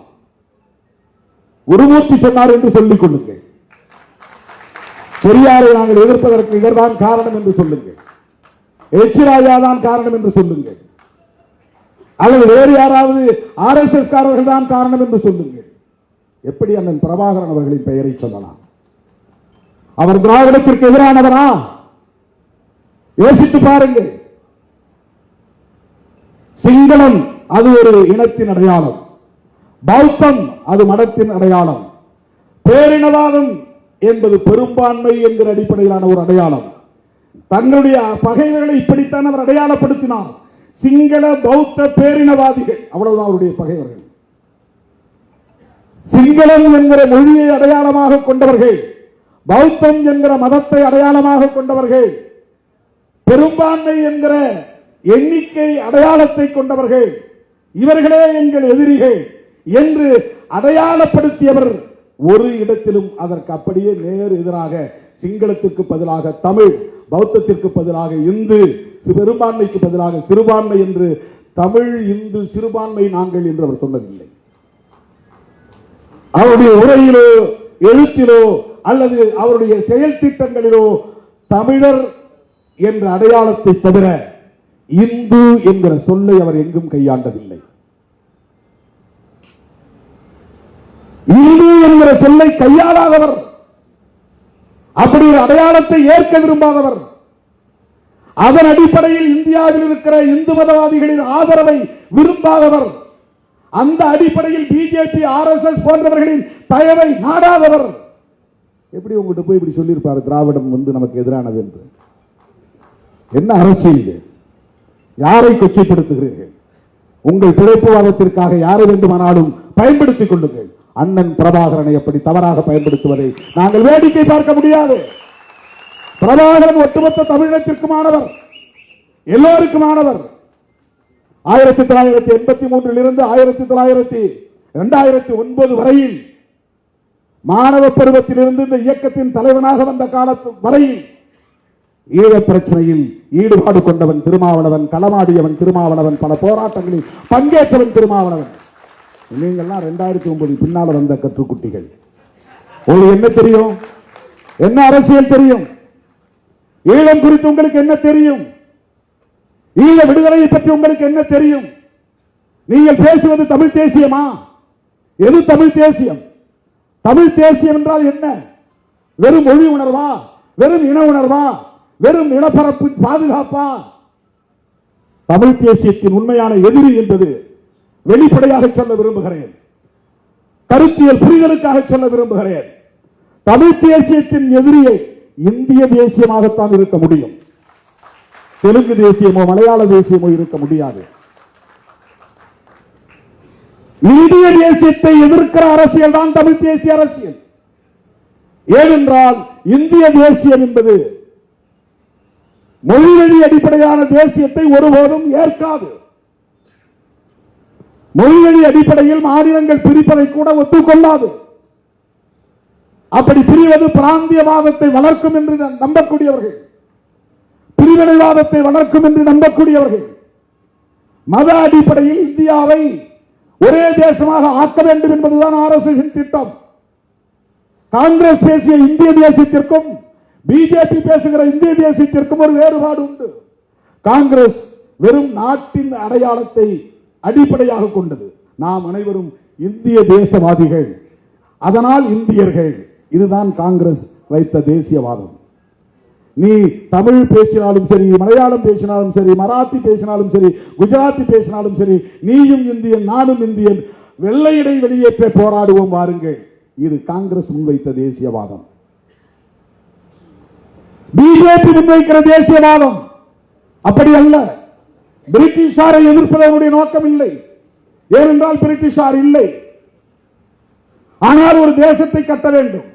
அம்பேத்கரும் ஒரு தேசத்தை கட்ட விரும்புகிறார். பெரியாரும் ஒரு தேசத்தை கட்ட விரும்புகிறார். காங்கிரசும் ஒரு தேசியவாதத்தை தேசத்தை கட்ட விரும்புகிறது. பிஜேபியும் ஒரு தேசத்தை கட்ட விரும்புகிறது. ஒவ்வொருவருக்கும் ஒவ்வொரு பார்வை உண்டு. அம்பேத்கர் எப்படிப்பட்ட தேசத்தை கட்ட விரும்பினார் என்றால், அவர் விரும்பியது பௌத்த இந்தியாவை கட்டமைக்க வேண்டும் என்பது. பௌத்தம் என்பது மதத்தின் அடிப்படையில் அல்ல. அம்பேத்கர் சொல்லுவது பௌத்த இந்தியா என்றால் சமத்துவ இந்தியா என்பதுதான் அம்பேத்கரின் தேசியவாதம். அவருடைய தேசியவாதம் சமத்துவ தேசியவாதம். இந்தியாவில் பிறப்பின் அடிப்படையில் உயர்வு தாழ்வு இருக்கக்கூடாது. இந்தியாவுக்கு மதம் இருக்கக்கூடாது. இந்த அரசு ஒரு மதசார்பற்ற அரசு. ஆகவே மதச்சார்பின்மை என்பதை முதன்மை கோட்பாடாக உயர்த்தி பிடித்தவர் புரட்சியாளர் அம்பேத்கர் அவர்கள். இது எவ்வளவு பெரிய துணிச்சல்! உலகத்தில் எல்லா நாடுகளுக்கும் ஸ்டேட் ரிலிஜன் உண்டு. அம்பேத்கர் அந்த இடத்தில் இருந்ததால் இந்தியாவுக்கு ஸ்டேட் ரிலிஜன் இல்லை என்கிற முடிவை எடுத்தார். காங்கிரஸ் எங்களுக்கு முரண்பாடு உண்டு. ஈழத்தமிழர் விவகாரத்தில் காங்கிரஸை நாங்கள் கடுமையாக எதிர்த்திருக்கிறோம். திமுக கூட்டணியில் இருந்து விடுதலை சிறுத்தைகளை வெளியேற்றுங்கள் என்று 2009 தேர்தலின் போது வேலூர் ஞானசேகரன் போன்றவர்கள் சட்டப்பேரவையிலேயே என்னை பெயரை சொல்லி எதிர்த்து பேசியது இன்றைக்கும் அவை குறிப்பில் இருக்கிறது. போகிற இடங்களில் எல்லாம் பேச்சாளர்கள், பத்திரிகையாளர்கள் மத்தியிலே திருமாவளவனை வெளியேற்ற வேண்டும், அவன் புலிகளின் ஆதரவாளன் என்று பேசினார்கள். கருத்துரிமை மாநாடு புல்லாரத்தி அவனியூரில் நடத்திய போது அந்த மாநாட்டுக்கு தடை விதிக்க வேண்டும் என்று பேசிய இயக்கம் காங்கிரஸ். ஏனென்றால் நாங்கள் புலிகளின் ஆதரவாளர்கள் என்பதால் மட்டுமே. அப்படி காங்கிரஸோடு எங்களுக்கு பல முரண்பாடுகள் உண்டு. காந்தியோடு முரண்பாடுகள் உண்டு. ஆனாலும் இன்றைக்கு காங்கிரஸோடும் காந்தியோடும் நாங்கள் ஒரு உறவை பேணுகிறோம் என்று சொன்னால் அதற்கு காரணம் அம்பேத்கர் முன்மொழிந்த மத சார்பின்மைக்கு காந்தியடிகளும் பண்டிகை ஜவஹர்லால் நேரு அவர்களும் இந்திரா காந்தி அம்மையார் அவர்களும் அவருடைய வாரிசு ராஜீவ் காந்தி அவர்களும் ஒரே நிலைப்பாட்டில் உறுதிப்பாட்டோடு இருந்தார்கள் என்பதுதான். இந்தியாவுக்கு நோ ஸ்டேட் ரிலீஜன், இந்தியாவுக்கு ஒரு அரச மதம் வேண்டாம், இந்திய அரசுக்கு ஒரு மதசார்பு அடையாளம் தேவையில்லை, இது மதசார்பற்ற அரசு. இந்த கருத்திலே அம்பேத்கர் அவர்களுக்கு ஒத்துழைத்தது நேருவும் காந்தியும். காந்தியடிகள் ஒரு மதவாதி தான், சனாதனவாதி தான். தன்னைத்தானே அப்படித்தான் அவர் அடையாளப்படுத்திக் கொண்டார். சனாதன தர்மத்தின் மீது எனக்கு நம்பிக்கை உண்டு என்று சொன்னார். பிறப்பின் அடிப்படையில் இந்த தீண்டாமை கூடாதே தவிர பாகுபாட்டை நாம் தவிர்க்க முடியாது, இது கர்மத்தின் வினைப்பயன் என்று சொன்னவர் காந்தியடிகள். அப்படிப்பட்டவர் விடுதலை பெற்ற இந்தியாவுக்கு மதம் வேண்டாம், இந்த அரசு ஒரு மதசார்பற்ற அரசு என்கிற அம்பேத்கரின் நிலைப்பாட்டுக்கு உடன்பட்டவர் காந்தி. அதனால் தான் நாத்துராம் கோட்சேவை வைத்து அந்த பார்ப்பனரை வைத்து சுட்டுக் கொன்றார்கள். காந்தியடிகளை சுட்டுக் கொண்டது ஒரு பார்ப்பனர். RSS இந்து மகா சபை ரெண்டும் ஒன்றுதான். வெவ்வேறு இயக்கமா இருந்தாலும் ரெண்டும் ஒன்றுதான். மதசார்பில்லை. அம்பேத்கர் விரும்பிய தேசியவாதம் சமத்துவ தேசியவாதம். தந்தை பெரியார் விரும்பிய தேசியவாதம். இந்தியாங்கிற ஒரே நாடு இருந்தாலும், அல்லது திராவிட நாடாக இருந்தாலும், அல்லது தமிழ்நாடாக இருந்தாலும் அவருடைய ஒரே கண்டிஷன் ஜாதி ஒழியணும். ஜாதி ஒழிந்த திராவிட நாடு. ஏன்னா அவன் வடநாட்டுக்காரனோடு நம்ம சேர்ந்து இருந்தா அவனுடைய புராண குப்பைகள்லாம் இங்க வந்து சேருது. அவன் ஆக்கிரமிப்பு பண்றான். அவன்கிட்ட நாம விடுபடுவோம், உடைச்சிக்கு வெளியே வருவோம். நாம தட்சிண இந்தியா, தட்சிண இந்தியா, தென்னிந்தியா, தட்சிணம் என்றால் தெற்குன்னு அர்த்தம். தட்சிண இந்தியா, தட்சிண பாரத். பாரத்ங்கிற சொல்ல அம்பேத்கருக்கு உடன்பாடே கிடையாது. பாரதம் அவர் சொல்ல விரும்பல. இவங்கெல்லாம் கட்டாயப்படுத்தி இந்தியா அல்லது பாரத் அப்படின்னு எழுத வச்சாங்க. பாரதம் என்கிற சொல்லு மகாபாரதத்தை அடையாளப்படுத்துவது அல்லது பரதன் ஆண்ட தேசம் இது என்கிற கதையை, புராணத்தை, புனைவை ஒத்துக்கொள்வது என்று கருதி இந்த பெயரை அவர் விரும்பவில்லை. இந்தியா என்பது ஆங்கில பெயர், அதனால் அது கூடாது என்றார்கள் அப்போதே. இன்னைக்கு இருக்கிற RSS இல்ல, அப்ப யாரும் இல்ல. அப்போவே இந்த மாதிரி இயக்கம் கிடையாது, பிஜேபி கிடையாது. அப்ப இருந்த அதிதீவிர இந்துத்துவ சக்திகள், சனாதன சக்திகள் இந்துஸ்தான் என்று இந்த நாட்டுக்கு பெயர் சூட்ட வேண்டும் என்ற கோரிக்கையை எழுப்பி அவர்கள் வாதித்துக் கொண்டிருந்த நேரத்தில் தான் முதல்ல முஸ்லிம்கள் கேட்கல தனிநாடு. இந்தியாவுக்கு இந்துஸ்தான் பெயர் வைக்க சொல்லி இந்துத்துவ சக்திகள் போராடிய பிறகுதான் முஸ்லிம்களுக்கு அந்த எண்ணம் வருது. சரி, எங்களுக்கு பாகிஸ்தான் கொடுங்கன்னு கேட்டாங்க. அதுவரையிலும் அவங்க முதல்ல இந்த நாட்டை பிரிக்கணும் முயற்சி பண்ணல. இந்த நாட்டை இந்துக்களின் தேசம் மாத்துறதுக்கு முயற்சி செய்த போது அப்படின்னா எங்களுக்கு தனியா கொடுத்துங்க, நாங்க போயிடுறோம் அப்படிங்கிற சிந்தனை ஜின்னாவுக்கு உதித்தது இவர்களால் தான். அம்பேத்கர் பேசிய தேசியவாதம் சமத்துவ தேசியவாதம், பெரியார் பேசிய தேசியவாதம். ஒரு கட்டத்தில் தமிழ்நாடு தமிழருக்கேங்கிறார், இன்னொரு கட்டத்தில் திராவிட நாடு கோரிக்கை வைக்கிறார், இன்னொரு கட்டத்தில் இந்தியாவில பார்ப்பனர்கள் தவிர அத்தனை பேரும் திராவிடர் ராயா, சாதி ஒழிப்பை ஏற்றுகிறவங்க எல்லாம் ஒன்னா சேருவாங்க அப்படின்னு சொன்னார். சாதி ஒழிப்பை ஏற்றுகிறவன், பார்ப்பனியத்தை எதிர்க்கிறவன், ஆரியத்தை எதிர்க்கிறவன், சனாதன தர்மத்தை எதிர்க்கிறவன், பார்ப்பன ஆதிக்கத்தை எதிர்க்கிறவன் அவ்வளவு பேரும் ஒன்னா சேருவாங்க. அகில இந்திய அளவில் ஒன்னா சேருவாங்க. இதுதான் பெரியார், இதுதான் பெரியார். அவருக்கு மொழி அடையாளம் கிடையாது, அவருக்கு மதம் அடையாளம் கிடையாது. பார்ப்பனர்கள் மீது தனிப்பட்ட முறையில் ஒரு குறிப்பிட்ட சாதியின் மீது வெறுப்பு கிடையாது. அவர்களின் ஆதிக்கத்தை எதிர்க்க வேண்டும். ராஜாஜி முதலமைச்சராக இருந்த போது மொத்தமே 8 அமைச்சர் தான். பேரவைத் தலைவர், அப்புறம் மேலவைத் தலைவர், இந்த மாதிரி மொத்தம் 10 பேர். அந்த 10 பேர்ல 6 பேர் பார்ப்பனர்கள். அமைச்சரவையில் 6 பேர் பார்ப்பனர்கள். அந்த அளவுக்கு ஆதிக்கம் இருந்தது. எந்த துறையை எடுத்துக்கொண்டாலும் பார்ப்பனர்கள். நீதித்துறையாக இருந்தாலும், நிர்வாகத்துறையாக இருந்தாலும், பத்திரிகை துறையாக இருந்தாலும், அத்தனை துறைகளிலும் பார்ப்பனர்களின் ஆதிக்கமே கொட்டமடித்தது. பள்ளி கல்வி ஆசிரியர்கள் நியமனத்தில் பார்ப்பனர்கள், கல்லூரி பேராசிரியர்கள் நியமனத்தில் பார்ப்பனர்கள், துணைவேந்தர்கள் நியமனத்தில் பார்ப்பனர்கள். இந்த பார்ப்பனர்களின் ஆக்கிரமிப்பையும் ஆதிக்கத்தையும் எதிர்க்க வேண்டும் என்பதில் தான் அவர் குறியாக இருந்தார். தோழர்களே, வரலாற்றை நாம் தோண்டி தோண்டி பார்க்கிற போது நமக்கு வியப்பாக இருக்கிறது. ஒரு கட்டத்தில் மறைமலையடிகளும் திருவி கல்யாண சுந்தரம் அவர்களும் பெரியாரை ஆதரிக்கிறார்கள். எப்போதுனா மகாபாரதத்தையும் ராமாயணத்தையும் கடுமையாக விமர்சிக்கிறார். கவனமாக கேளுங்க, இதெல்லாம் ரொம்ப முக்கியமான அரசியல். ஏனென்றால் சனாதன சக்திகள் நாளுக்கு நாள் இங்கே வலுப்பெற்று வருகிறார்கள். அதற்கு காரணம் மாப்போசியின் வாரிசுகள் மறுபடியும் இங்கே வலுப்பெற்று விட்டார்கள். அதுதான் அடிப்படை. மாப்போசி பெரியவர் தான், அவருடைய தியாகமும் போற்றுதலுக்குரியதுதான். ஆனாலும் அவர் அன்றைக்கு பார்ப்பன ஆதிக்கத்தை எதிர்க்காமல் மொழி அடிப்படையிலே தனித்தமிழ் அரசு வேண்டும் என்ற கோரிக்கையை முன்வைத்தவர், மறந்துவிடக் கூடாது. அவருக்கு இந்துத்துவ எதிர்ப்போ, பார்ப்பன ஆதிக்க எதிர்ப்போ அல்லது பார்ப்பனிய கோட்பாட்டு எதிர்ப்போ அவருக்கு இல்லை. இதுதான் பெரியார் மாறுபடுகிறார், இதுதான் அவர் வேறுபடுகிறார்.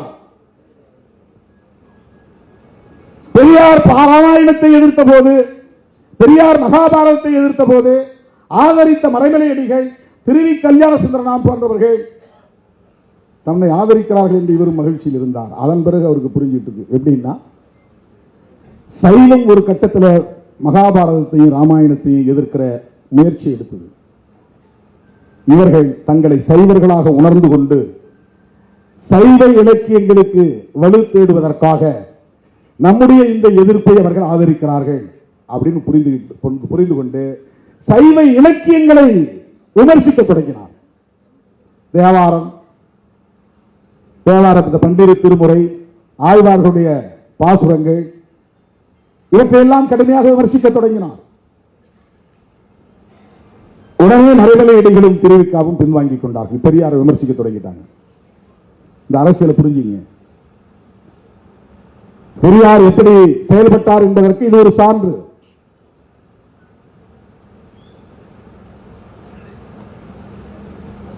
நரவலையடிகள், திரு கல்யாண சுந்தரம் போன்றவர்கள் எல்லாம் அவர் வாழ்ந்த காலத்திலேயே இவர்தான் எங்கள் தலைவர், தமிழர் தலைவர் என்று பிரகடனப்படுத்தியவர்கள். அந்த காலத்தில் மிகப்பெரிய ஆளுமைகளாக இலக்கிய தளங்களிலும் அரசியல் தளங்களிலும் சமூக பண்பாட்டு தளங்களிலும் விளங்கியவர்கள். பெரியாரை அவருடைய தாய்மொழி என்ன என்று பார்க்கவில்லை, அவர் எந்த இனத்தை சார்ந்தவர் என்று பார்க்கவில்லை. எங்களுக்கான தலைவர், தமிழர் தலைவர் என்று சொன்னவர்கள் அவர்கள். அவர்களால் தமிழர் தலைவர் என்று போற்றப்பட்ட பெருமைக்குரியவர். ஆனா அவங்களும் எப்படி சிந்திக்கிறாங்க அப்படின்னு பார்க்கிற போது அவங்க சாதி ஒழிப்புக்கு தயாரா இல்லைன்னா வேணாம் போங்க. இந்து மத சனாதன தர்மத்தை எதிர்த்து போராடுவதற்கு தயார் இல்லை என்றால் எவனும் தேவையில்லை. நான் ஒரு ஆளே நின்று போராடுவோம் போங்க. இந்த துணிச்சல் அவருக்கு இருந்தது. வெறும் 10 பேரை வச்சுக்கிட்டு, 8 பேரை வச்சுக்கிட்டு, 6 பேரை வச்சுக்கிட்டு தொடர் போராட்டங்களை நடத்தியவர் தந்தை பெரியார். கூட்டம் வேணும்னு யாரும் அவர் கவலைப்பட்டது கிடையாது. செய்தி ஆகணும், பத்திரிகைகளை பெருசா வரணும், டிவி டிபேட்ல வரணும் அவர் ஆசைப்பட்டது கிடையாது. அதில் அவர் இன்பம் அடைந்தது இல்லை. எவன் தன்னை ஏற்றுக்கொண்டான், எவன் தன்னை அங்கீகரித்திருக்கிறான் என்பதை பற்றி கவலைப்படாத ஒரு ஆளுமை. யார் விமர்சிக்கிறான், யார் நம்மை அவதூறு பரப்புகிறான் என்பதை பொருட்படுத்தாத ஒரு ஆளுமை. இதெல்லாம் மிக மிக மிக மிக அபூர்வம். இப்படிப்பட்ட ஒரு தலைமை தோன்றுவது, இப்படிப்பட்ட ஒரு ஆளுமை தோன்றுவது மிக மிக அபூர்வம். அரிதிலும் அரிது. அவருடைய சிந்தனைக்கு, அவருடைய முயற்சிக்கு, அவருடைய உழைப்புக்கு, அவருடைய தியாகத்திற்கு இன்றைக்கு களங்கம் கற்பிக்க முயற்சிக்கிறார்கள். பெரியார் கண்ட தேசியவாதம் சுயமரியாதை தேசியவாதம். அப்படிதான் அதை நம்ம அடையாளம் காணணும். அவர் இந்தியா ஒரு சுயமரியாதை உள்ள இந்தியாவாக, சுயமரியாதைன்னா சமூக நீதி, சமூக நீதினா சமத்துவம், அவ்வளவுதான். பெரியாரும் அம்பேத்கரும் கனவு கண்ட இந்தியா சமத்துவ இந்தியா. அவர்கள் முன்மொழிந்த தேசியவாதம் சமத்துவ தேசியவாதம், அவ்வளவுதான். மொழி உணர்வு அடிப்படையில், இன உணர்வு அடிப்படையில் அவர் நாங்க தமிழ அப்படின்லாம் அவர் பராக்கிரமத்தை காட்டவில்லை. அப்படி யாருக்கும் அவருக்கு நாடகம் ஆட வேண்டும்ங்கிற தேவையில்லை. யாரையும் ஏமாற்ற வேண்டும் என்கிற அவசியம் அவருக்கு இல்லை. சராசரி அரசியல் கட்சிகளை சொல்லணும்னா நீங்க அப்படி சொல்லலாம். அண்ணா ஒரு அரசியல் கட்சி நடத்தினார், கலைஞர் ஒரு அரசியல் கட்சி நடத்தினார். அவர்கள் பேசுறதுல ஒரு உள்நோக்கம் இருக்குன்னு நீங்க முயற்சித்தால் கூட பெரியாரை எப்படி நீங்கள் எப்படி உள்நோக்கம் கற்பிக்க முடியும்? எதற்காக அவர் வேஷமிட வேண்டும்? எதற்காக இங்கே மக்களை அவர் தமிழர்களை ஏமாற்ற வேண்டும்? என்ன தேவை இருந்தது? எந்த வாரிசுகளுக்காக அவர் சொத்து சேர்க்க விரும்பினார்? அவருடைய நோக்கத்தை களங்கப்படுத்துவது எந்த வகையிலே நியாயமானது? ஒரே வகையில் அவங்க என்னத்துக்காக பண்றாங்கன்னா பார்ப்பனர்களை திருப்திப்படுத்துகிறார்கள், அவ்வளவுதான். ஆரியர்களை திருப்திப்படுத்துகிறார்கள், அவ்வளவுதான். அவர்கள் எழுதி தருகிற அஜெண்டா படி செயல்படுகிறார்கள், அவ்வளவுதான். இது ரொம்ப சிம்பிளா நீங்க புரிஞ்சுக்கணும். எவன் ஒருத்தன் பிஜேபி எதிர்க்கிறது தயங்குறானோ அவன் அவர்களால் உருவாக்கப்பட்டவன் என்று பொருள். எவன் ஒரு மோடி அரசை எதிர்க்க விமர்சிக்க தயங்குகிறானோ அவன் அவர்களால் வளர்க்கப்படுகிறவன் என்று பொருள், அவ்வளவுதான். உனக்கு ஏன் தயக்கம்? இந்த 11 வருஷத்தில் என்ன சாதித்து விட்டாய்?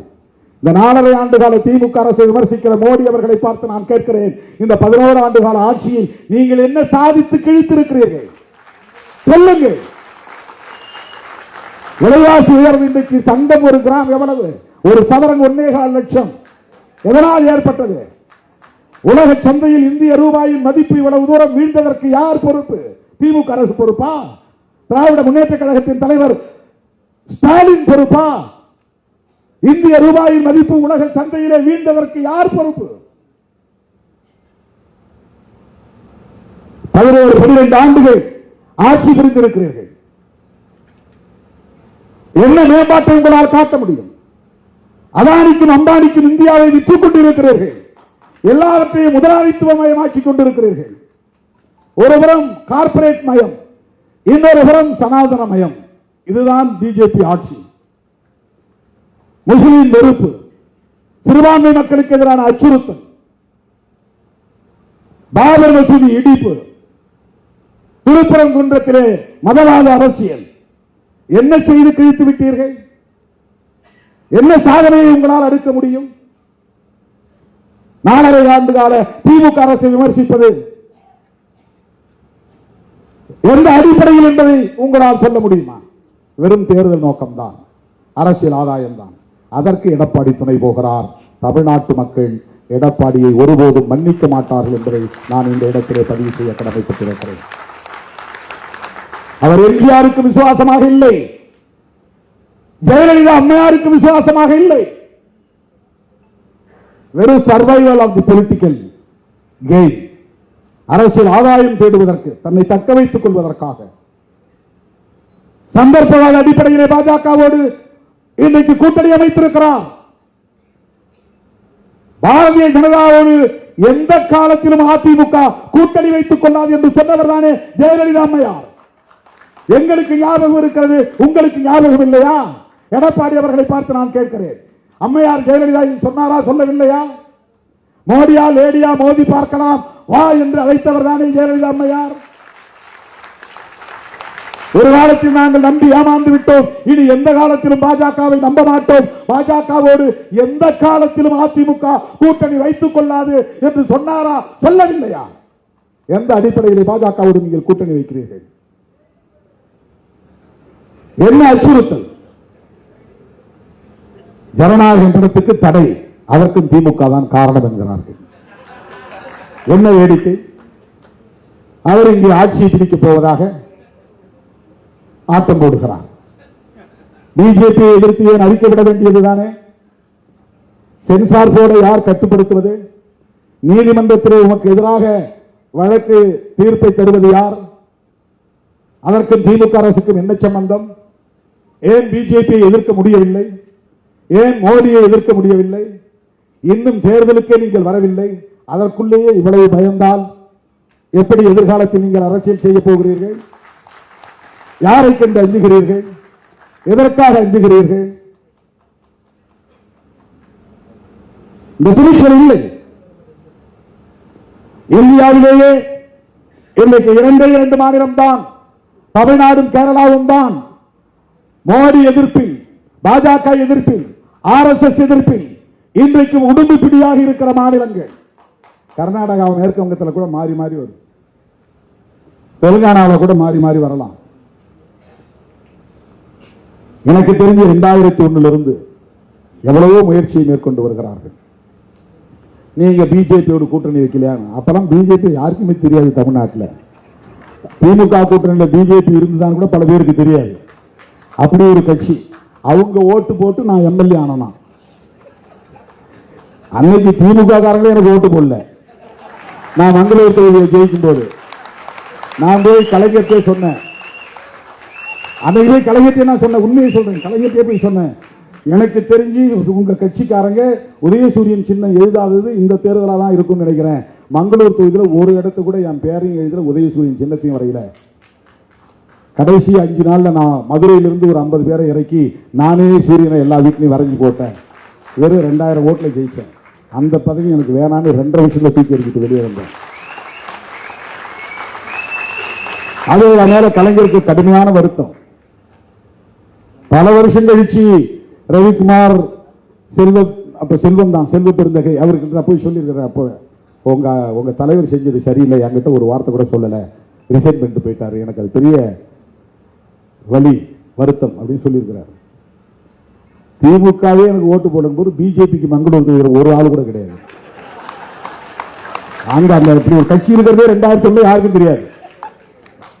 ஆனா அப்பவே நான் சொன்னேன், என்ன சொன்னேன்னா, திமுக கூட்டணியில் சேரீங்களான்னு பத்திரிகையாளர்கள் கேட்டப்ப நான் சொன்னேன், அந்த கூட்டணியில் அப்ப நான் சொன்னேன் 2001 நாங்கள் 99 தான் தேர்தல் அரசியலுக்கு வரோம். 2001 சொன்னது திருமாவளவன். இன்னைக்கு நான் சொல்றேன், அந்த கூட்டணியில் பிஜேபி இருக்கு, அதனால எனக்கு அந்த கூட்டணியில் சேர விருப்பம் இல்லைன்னு சொன்னேன். கலைஞர் கேட்டிருக்காங்க, கலைஞர் பத்திரிகையாளருக்கு சொல்றாரு, திருமாவளவன் எங்களோட தானே கூட்டணி வச்சுக்க போறாரு, பிஜேபியோட வச்சுக்க போறாரு, அவங்க ஒரு கட்சி, அவங்க எங்கேயோ ஒரு மூலையில் உட்கார போறாங்க, திருமாவளவன் எங்களோட வரலாம், தாராளமா வரட்டும், அவர் வந்தா நாங்கள் வரவேற்க தயாராக இருக்கிறோம் அப்படின்னு சொன்னார். அன்னைக்கே திருமாவளவன் சொன்ன வார்த்தை, பிஜேபி இருக்கிற அணியில் திருமாவளவன் இருக்க மாட்டான் என்று சொன்னேன். அன்னைக்கு எங்களுக்கு அரசியல் புதுசு. அதன் பிறகு ஒரு உறுதியான முடிவை நாங்கள் எடுக்கிறோம். அதுக்கு பிறகு நாங்கள் அவங்ககிட்ட போயிட்டு அன்னைக்கு தான் இருந்துட்டோம், இன்னைக்கு நாங்கள் உங்களோட சேர்ந்துட்டு வரோம், எங்களுக்கு எப்படியாவது 4 சீட்டு கிடைச்சா போதும், 2 சீட்டு கிடைச்சா போதும், அல்லது நான் மட்டும் எம்எல்ஏ ஆனா போதும் அப்படின்னு நான் போய் பல்ல இழுக்கல. அப்படியே யார்கிட்ட நிக்கல. பிஜேபியை எதிர்க்காமல், இந்திய தேசியத்தை எதிர்க்காமல், மோடியை எதிர்க்காமல் ஒருவன் தமிழ் தேசியம் பேசுகிறான் என்றால் அது போலி தமிழ் தேசியம். இந்திய தேசியத்தை எதிர்ப்பதுதான் இன்றைக்கு இந்த கால பொருத்தத்தில் இந்திய தேசியம் என்பது பாஜக முன்வைக்கக்கூடிய இந்து தேசியவாதம். காந்தி வைத்தது நாட்டின தேசியவாதம், இந்தியன் என்கிற தேசியவாதம், இந்தியன் நேஷனலிசம். அம்பேத்கர் பெரியாரும் வைத்தது சமத்துவ தேசியவாதம். பிஜேபி வைப்பது இந்துத்துவா நேஷனலிசம். இந்துயிசம் வேற, இந்துத்துவா வேற. அதுல நீங்க ஒரு தெளிவுக்கு வரணும். இந்துயிசம்ங்கிறது சாதாரண ஒரு இந்துவின் நம்பிக்கையை பொறுத்தது, நம்பிக்கையோடு தொடர்புடையது. இப்ப எங்க அம்மா ஒரு இந்து கடவுள் மீது நம்பிக்கை வைக்குது, எல்லா கோயிலுக்கும் போகுது, எப்படியாவது என் பிள்ளைக்கு நல்ல புத்தி கொடு, அவன் சீக்கிரம் ஒரு கல்யாணம் பண்ணட்டும் அப்படின்னு 21 முறை சமயபுரம் கோயிலுக்கு ஆத்தாளுக்கு போய் சாமி கும்பிட்டுச்சு. அதுக்கு ஒரு நம்பிக்கை அது. அப்புறம் யாரோ சொன்னாங்க இந்த காலஹஸ்திக்கு போச்சு, அந்த கோயிலுக்கு போயிட்டு வந்தா கல்யாணம் நடந்துருன்னு. அப்புறம் திருக்கடையூருக்கு போனா கல்யாணம் நடக்கும்னு யாரோ சொன்னாங்க, அங்க போறாங்க. அப்புறம் சூரியனார் கோயிலில் போங்க, அங்க கட்டாயமா திருமணம் நடக்கும் உங்க பிள்ளைக்கு போனா. இது இந்துயிசம், அந்த நம்பிக்கை அது ஹிந்துயிசம். இந்துக்களின் நம்பிக்கையோடு தொடர்புடையது இந்துயிசம். பிஜேபி பேசுவது இந்துயிசம் அல்ல, இந்துத்துவா. இந்து மக்களின் உணர்வுகளை அரசியல் ஆதாயத்திற்கு பயன்படுத்திக் கொள்ளுகிற அரசியல் நடவடிக்கை இந்துத்துவா. இந்துத்துவா என்றால் முஸ்லீம் வெறுப்பு, இந்துத்துவா என்றால் மசூதி இடிப்பு, இந்துத்துவா என்றால் கிறிஸ்தவ வெறுப்பு, இந்துத்துவா என்றால் இந்தியாவுக்கு புதிய அரசை, மதசார்புள்ள அரசை உருவாக்குவது. இந்துத்துவா என்றால் இந்தியாவின் பெயரை இந்துஸ்தான் அல்லது இந்து ராஷ்டிரா என்று மாற்றுவது. இந்துத்துவா என்றால் அம்பேத்கர் எழுதிய அரசியலமைப்பு சட்டத்தை தூக்கி எறிந்துவிட்டு புதிய மனுஸ்மிருதியை புதிய அரசியல் சட்டமாக ஆக்குவது. இந்துத்துவா என்றால் கோல்வாக்கரின் கனவை நனவாக்குவது. இந்துத்துவா என்றால் ஹெட்காவரின் அரசியலை மக்களிடத்தில் பரப்புவது. இந்துத்துவா என்றால் காந்தியை கொன்ற நாத்துராம் கோட்சேவை தேசபக்தன் என்று கொண்டாடுவது. இதுதான் இந்துத்துவா. நாங்கள் எதிர்ப்பது இந்துத்துவாவை. சாதாரண இந்து மக்களின் நம்பிக்கையை நாங்கள் விமர்சிக்கவில்லை. பெரியார் மாதிரி எங்களால் அவ்வளவு துணிச்சலா பேச முடியாது. அவருக்கு எந்த எதிர்பார்ப்பும் இல்லை.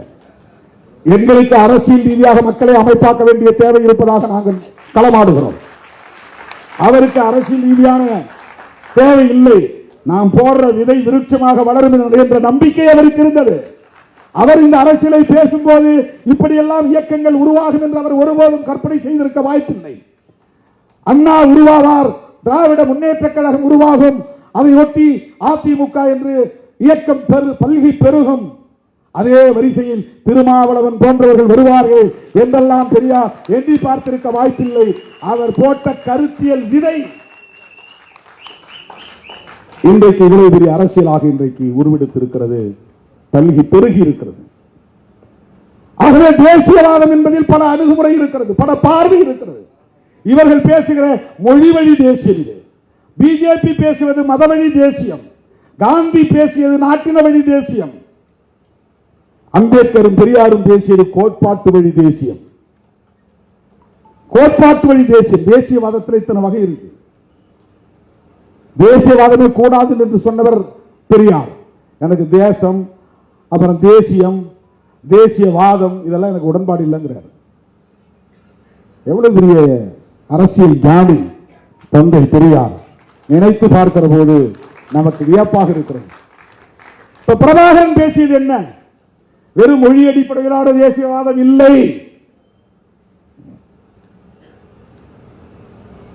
அவர் தமிழ்நாடு என்கிற முதன்மையான கோரிக்கையை வைத்து முன்மொழிந்த ஒரு தேசியவாதம்.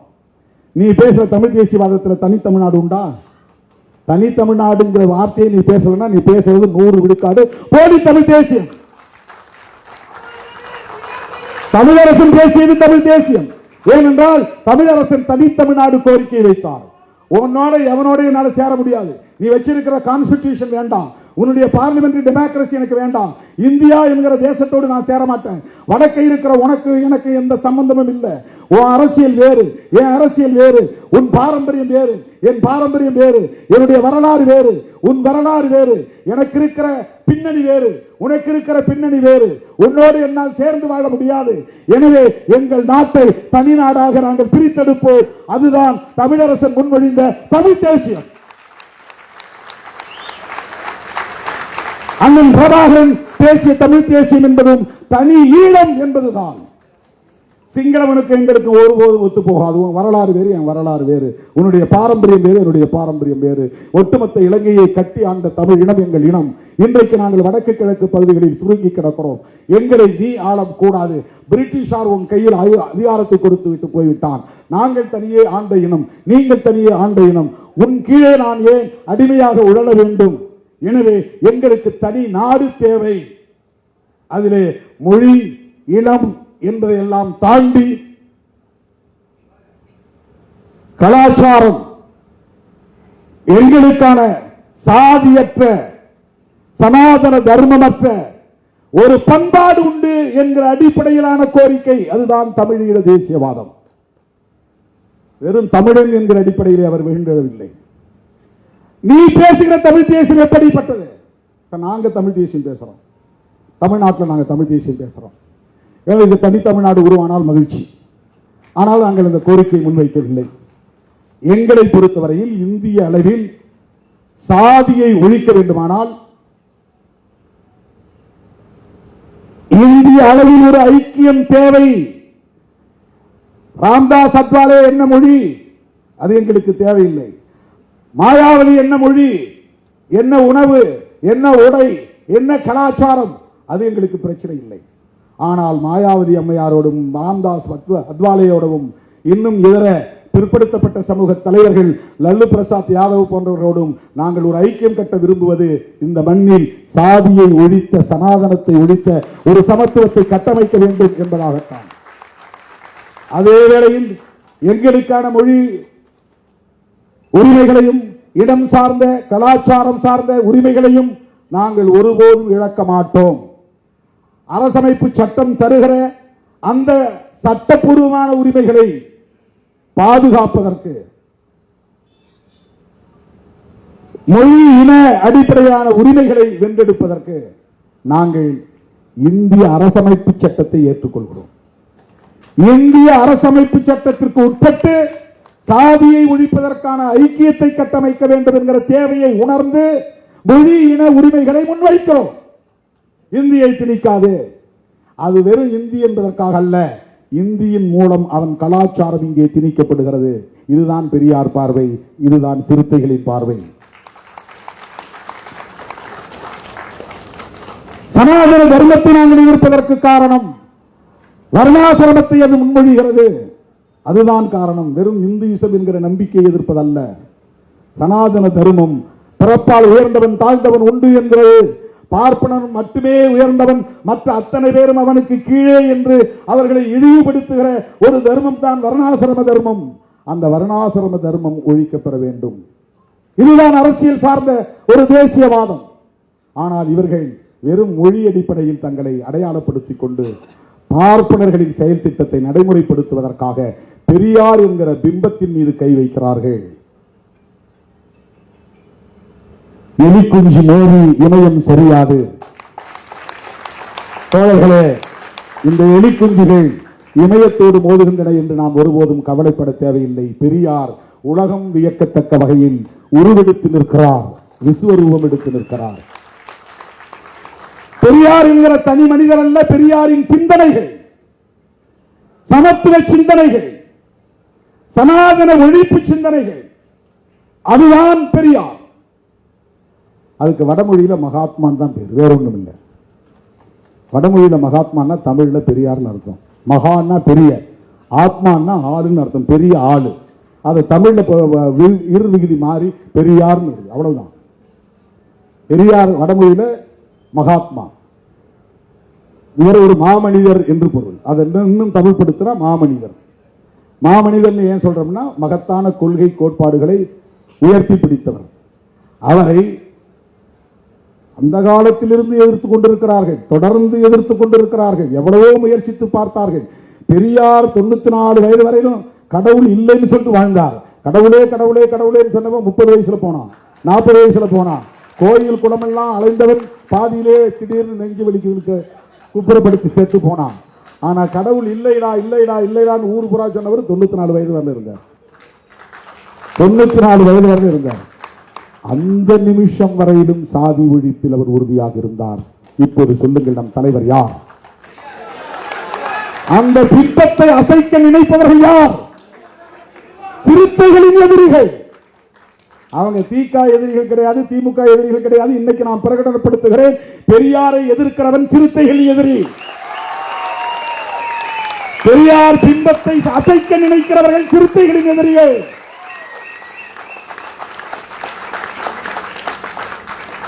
நான் மேடைக்காக பேசல, மேடைக்காக பேசவில்லை தோழர்களே. சிறுத்தைகள் பேசுகிற தமிழ் தேசியம் அரசமைப்பு சட்டத்திற்கு உட்பட்ட மொழி இன நலன்கள் சார்ந்த தமிழ் தேசியம். ஆனால் நீங்கள் நாடாளுமன்ற ஜனநாயகத்தை ஏற்றுக்கொள்கிறீர்கள், தேர்தலில் இருக்கிறீர்கள், ஓட்டு நாங்கள் அதிகமாக வாங்கியிருக்கிறோம் பெருமை பீற்றிக் கொள்கிறீர்கள். அரசமைப்பு சட்டத்தை ஏற்றுக்கிட்ட பிறகு தேர்தலில் இருக்கிற சூழலில் நீங்கள் பேசுவது தெலுங்கு எதிர்ப்பாகவும் கன்னட எதிர்ப்பாகவும் இருக்கிறது. இது எப்படி தமிழ் தேசியமாக இருக்க முடியும்?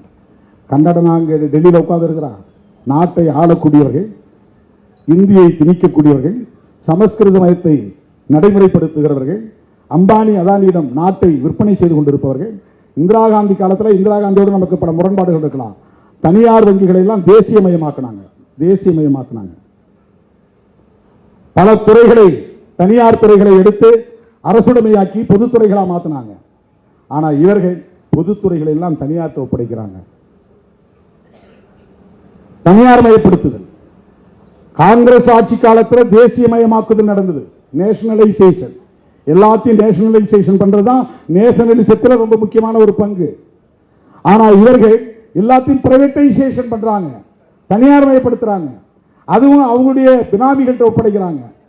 அதானி அம்பானி தான் ரெண்டே பேர்கிட்ட ஒட்டுமொத்த இந்தியாவை விற்றுக் கொண்டிருக்கிறார்கள். இது எப்படி உண்மையான ஒரு இந்திய தேசியமாக இருக்க முடியும்? இந்துக்களையும் ஏமாற்றுகிறார்கள். ஒரு குறிப்பிட்ட காலவரையில் திமுகவை எதிர்க்கிற காரணத்தினால், திராவிட அரசியலை பலவீனப்படுத்துவதற்கு இந்த கும்பல் பயன்படும் என்று கருதுகிற காரணத்தினால் அவர்கள் இதை ஊக்கப்படுத்துகிறார்கள். ஆனால் திமுக ஒருவேளை பலவீனப்பட்டு போனால், திராவிடர் கழகம் ஒருவேளை பலவீனப்பட்டு போனால், அதன் பிறகு அவர்கள் அழிக்க துணிவது தமிழ் தேசியம் பேசுகிற சக்திகளை தான் அழிப்பார்கள். ஞாபகத்திலே வைத்துக் கொள்ளுங்கள். மொழி வழி தேசியத்தை எதிர்க்கிற மதவழி தேசியத்தை எதிர்க்க வேண்டும். அதுதான் தமிழ் தேசியம். இல்லை என்றால் தனித்தமிழ்நாடு கோரிக்கையை வைக்க வேண்டும். அதுதான் தமிழ் தேசியம்.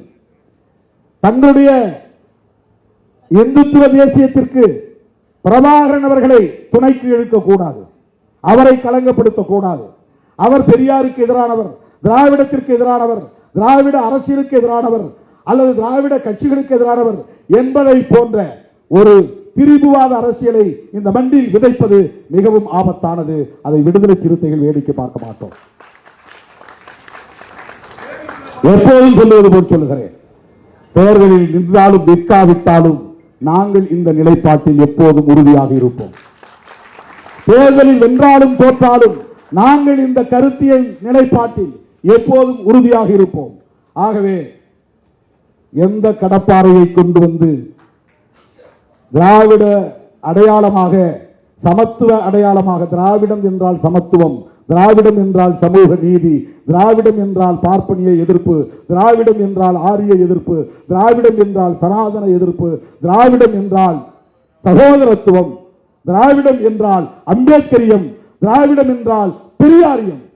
அதை அசைக்க யார் வந்தாலும், எந்த கடப்பாறையை தூக்கிக் கொண்டு வந்தாலும் சிறுத்தைகள் எதிர்கொள்வோம், களமாடுவோம் என்பதை சொல்லி இந்த வாய்ப்புக்கு நன்றி கூறி முடிக்கிறேன். நன்றி, வணக்கம்.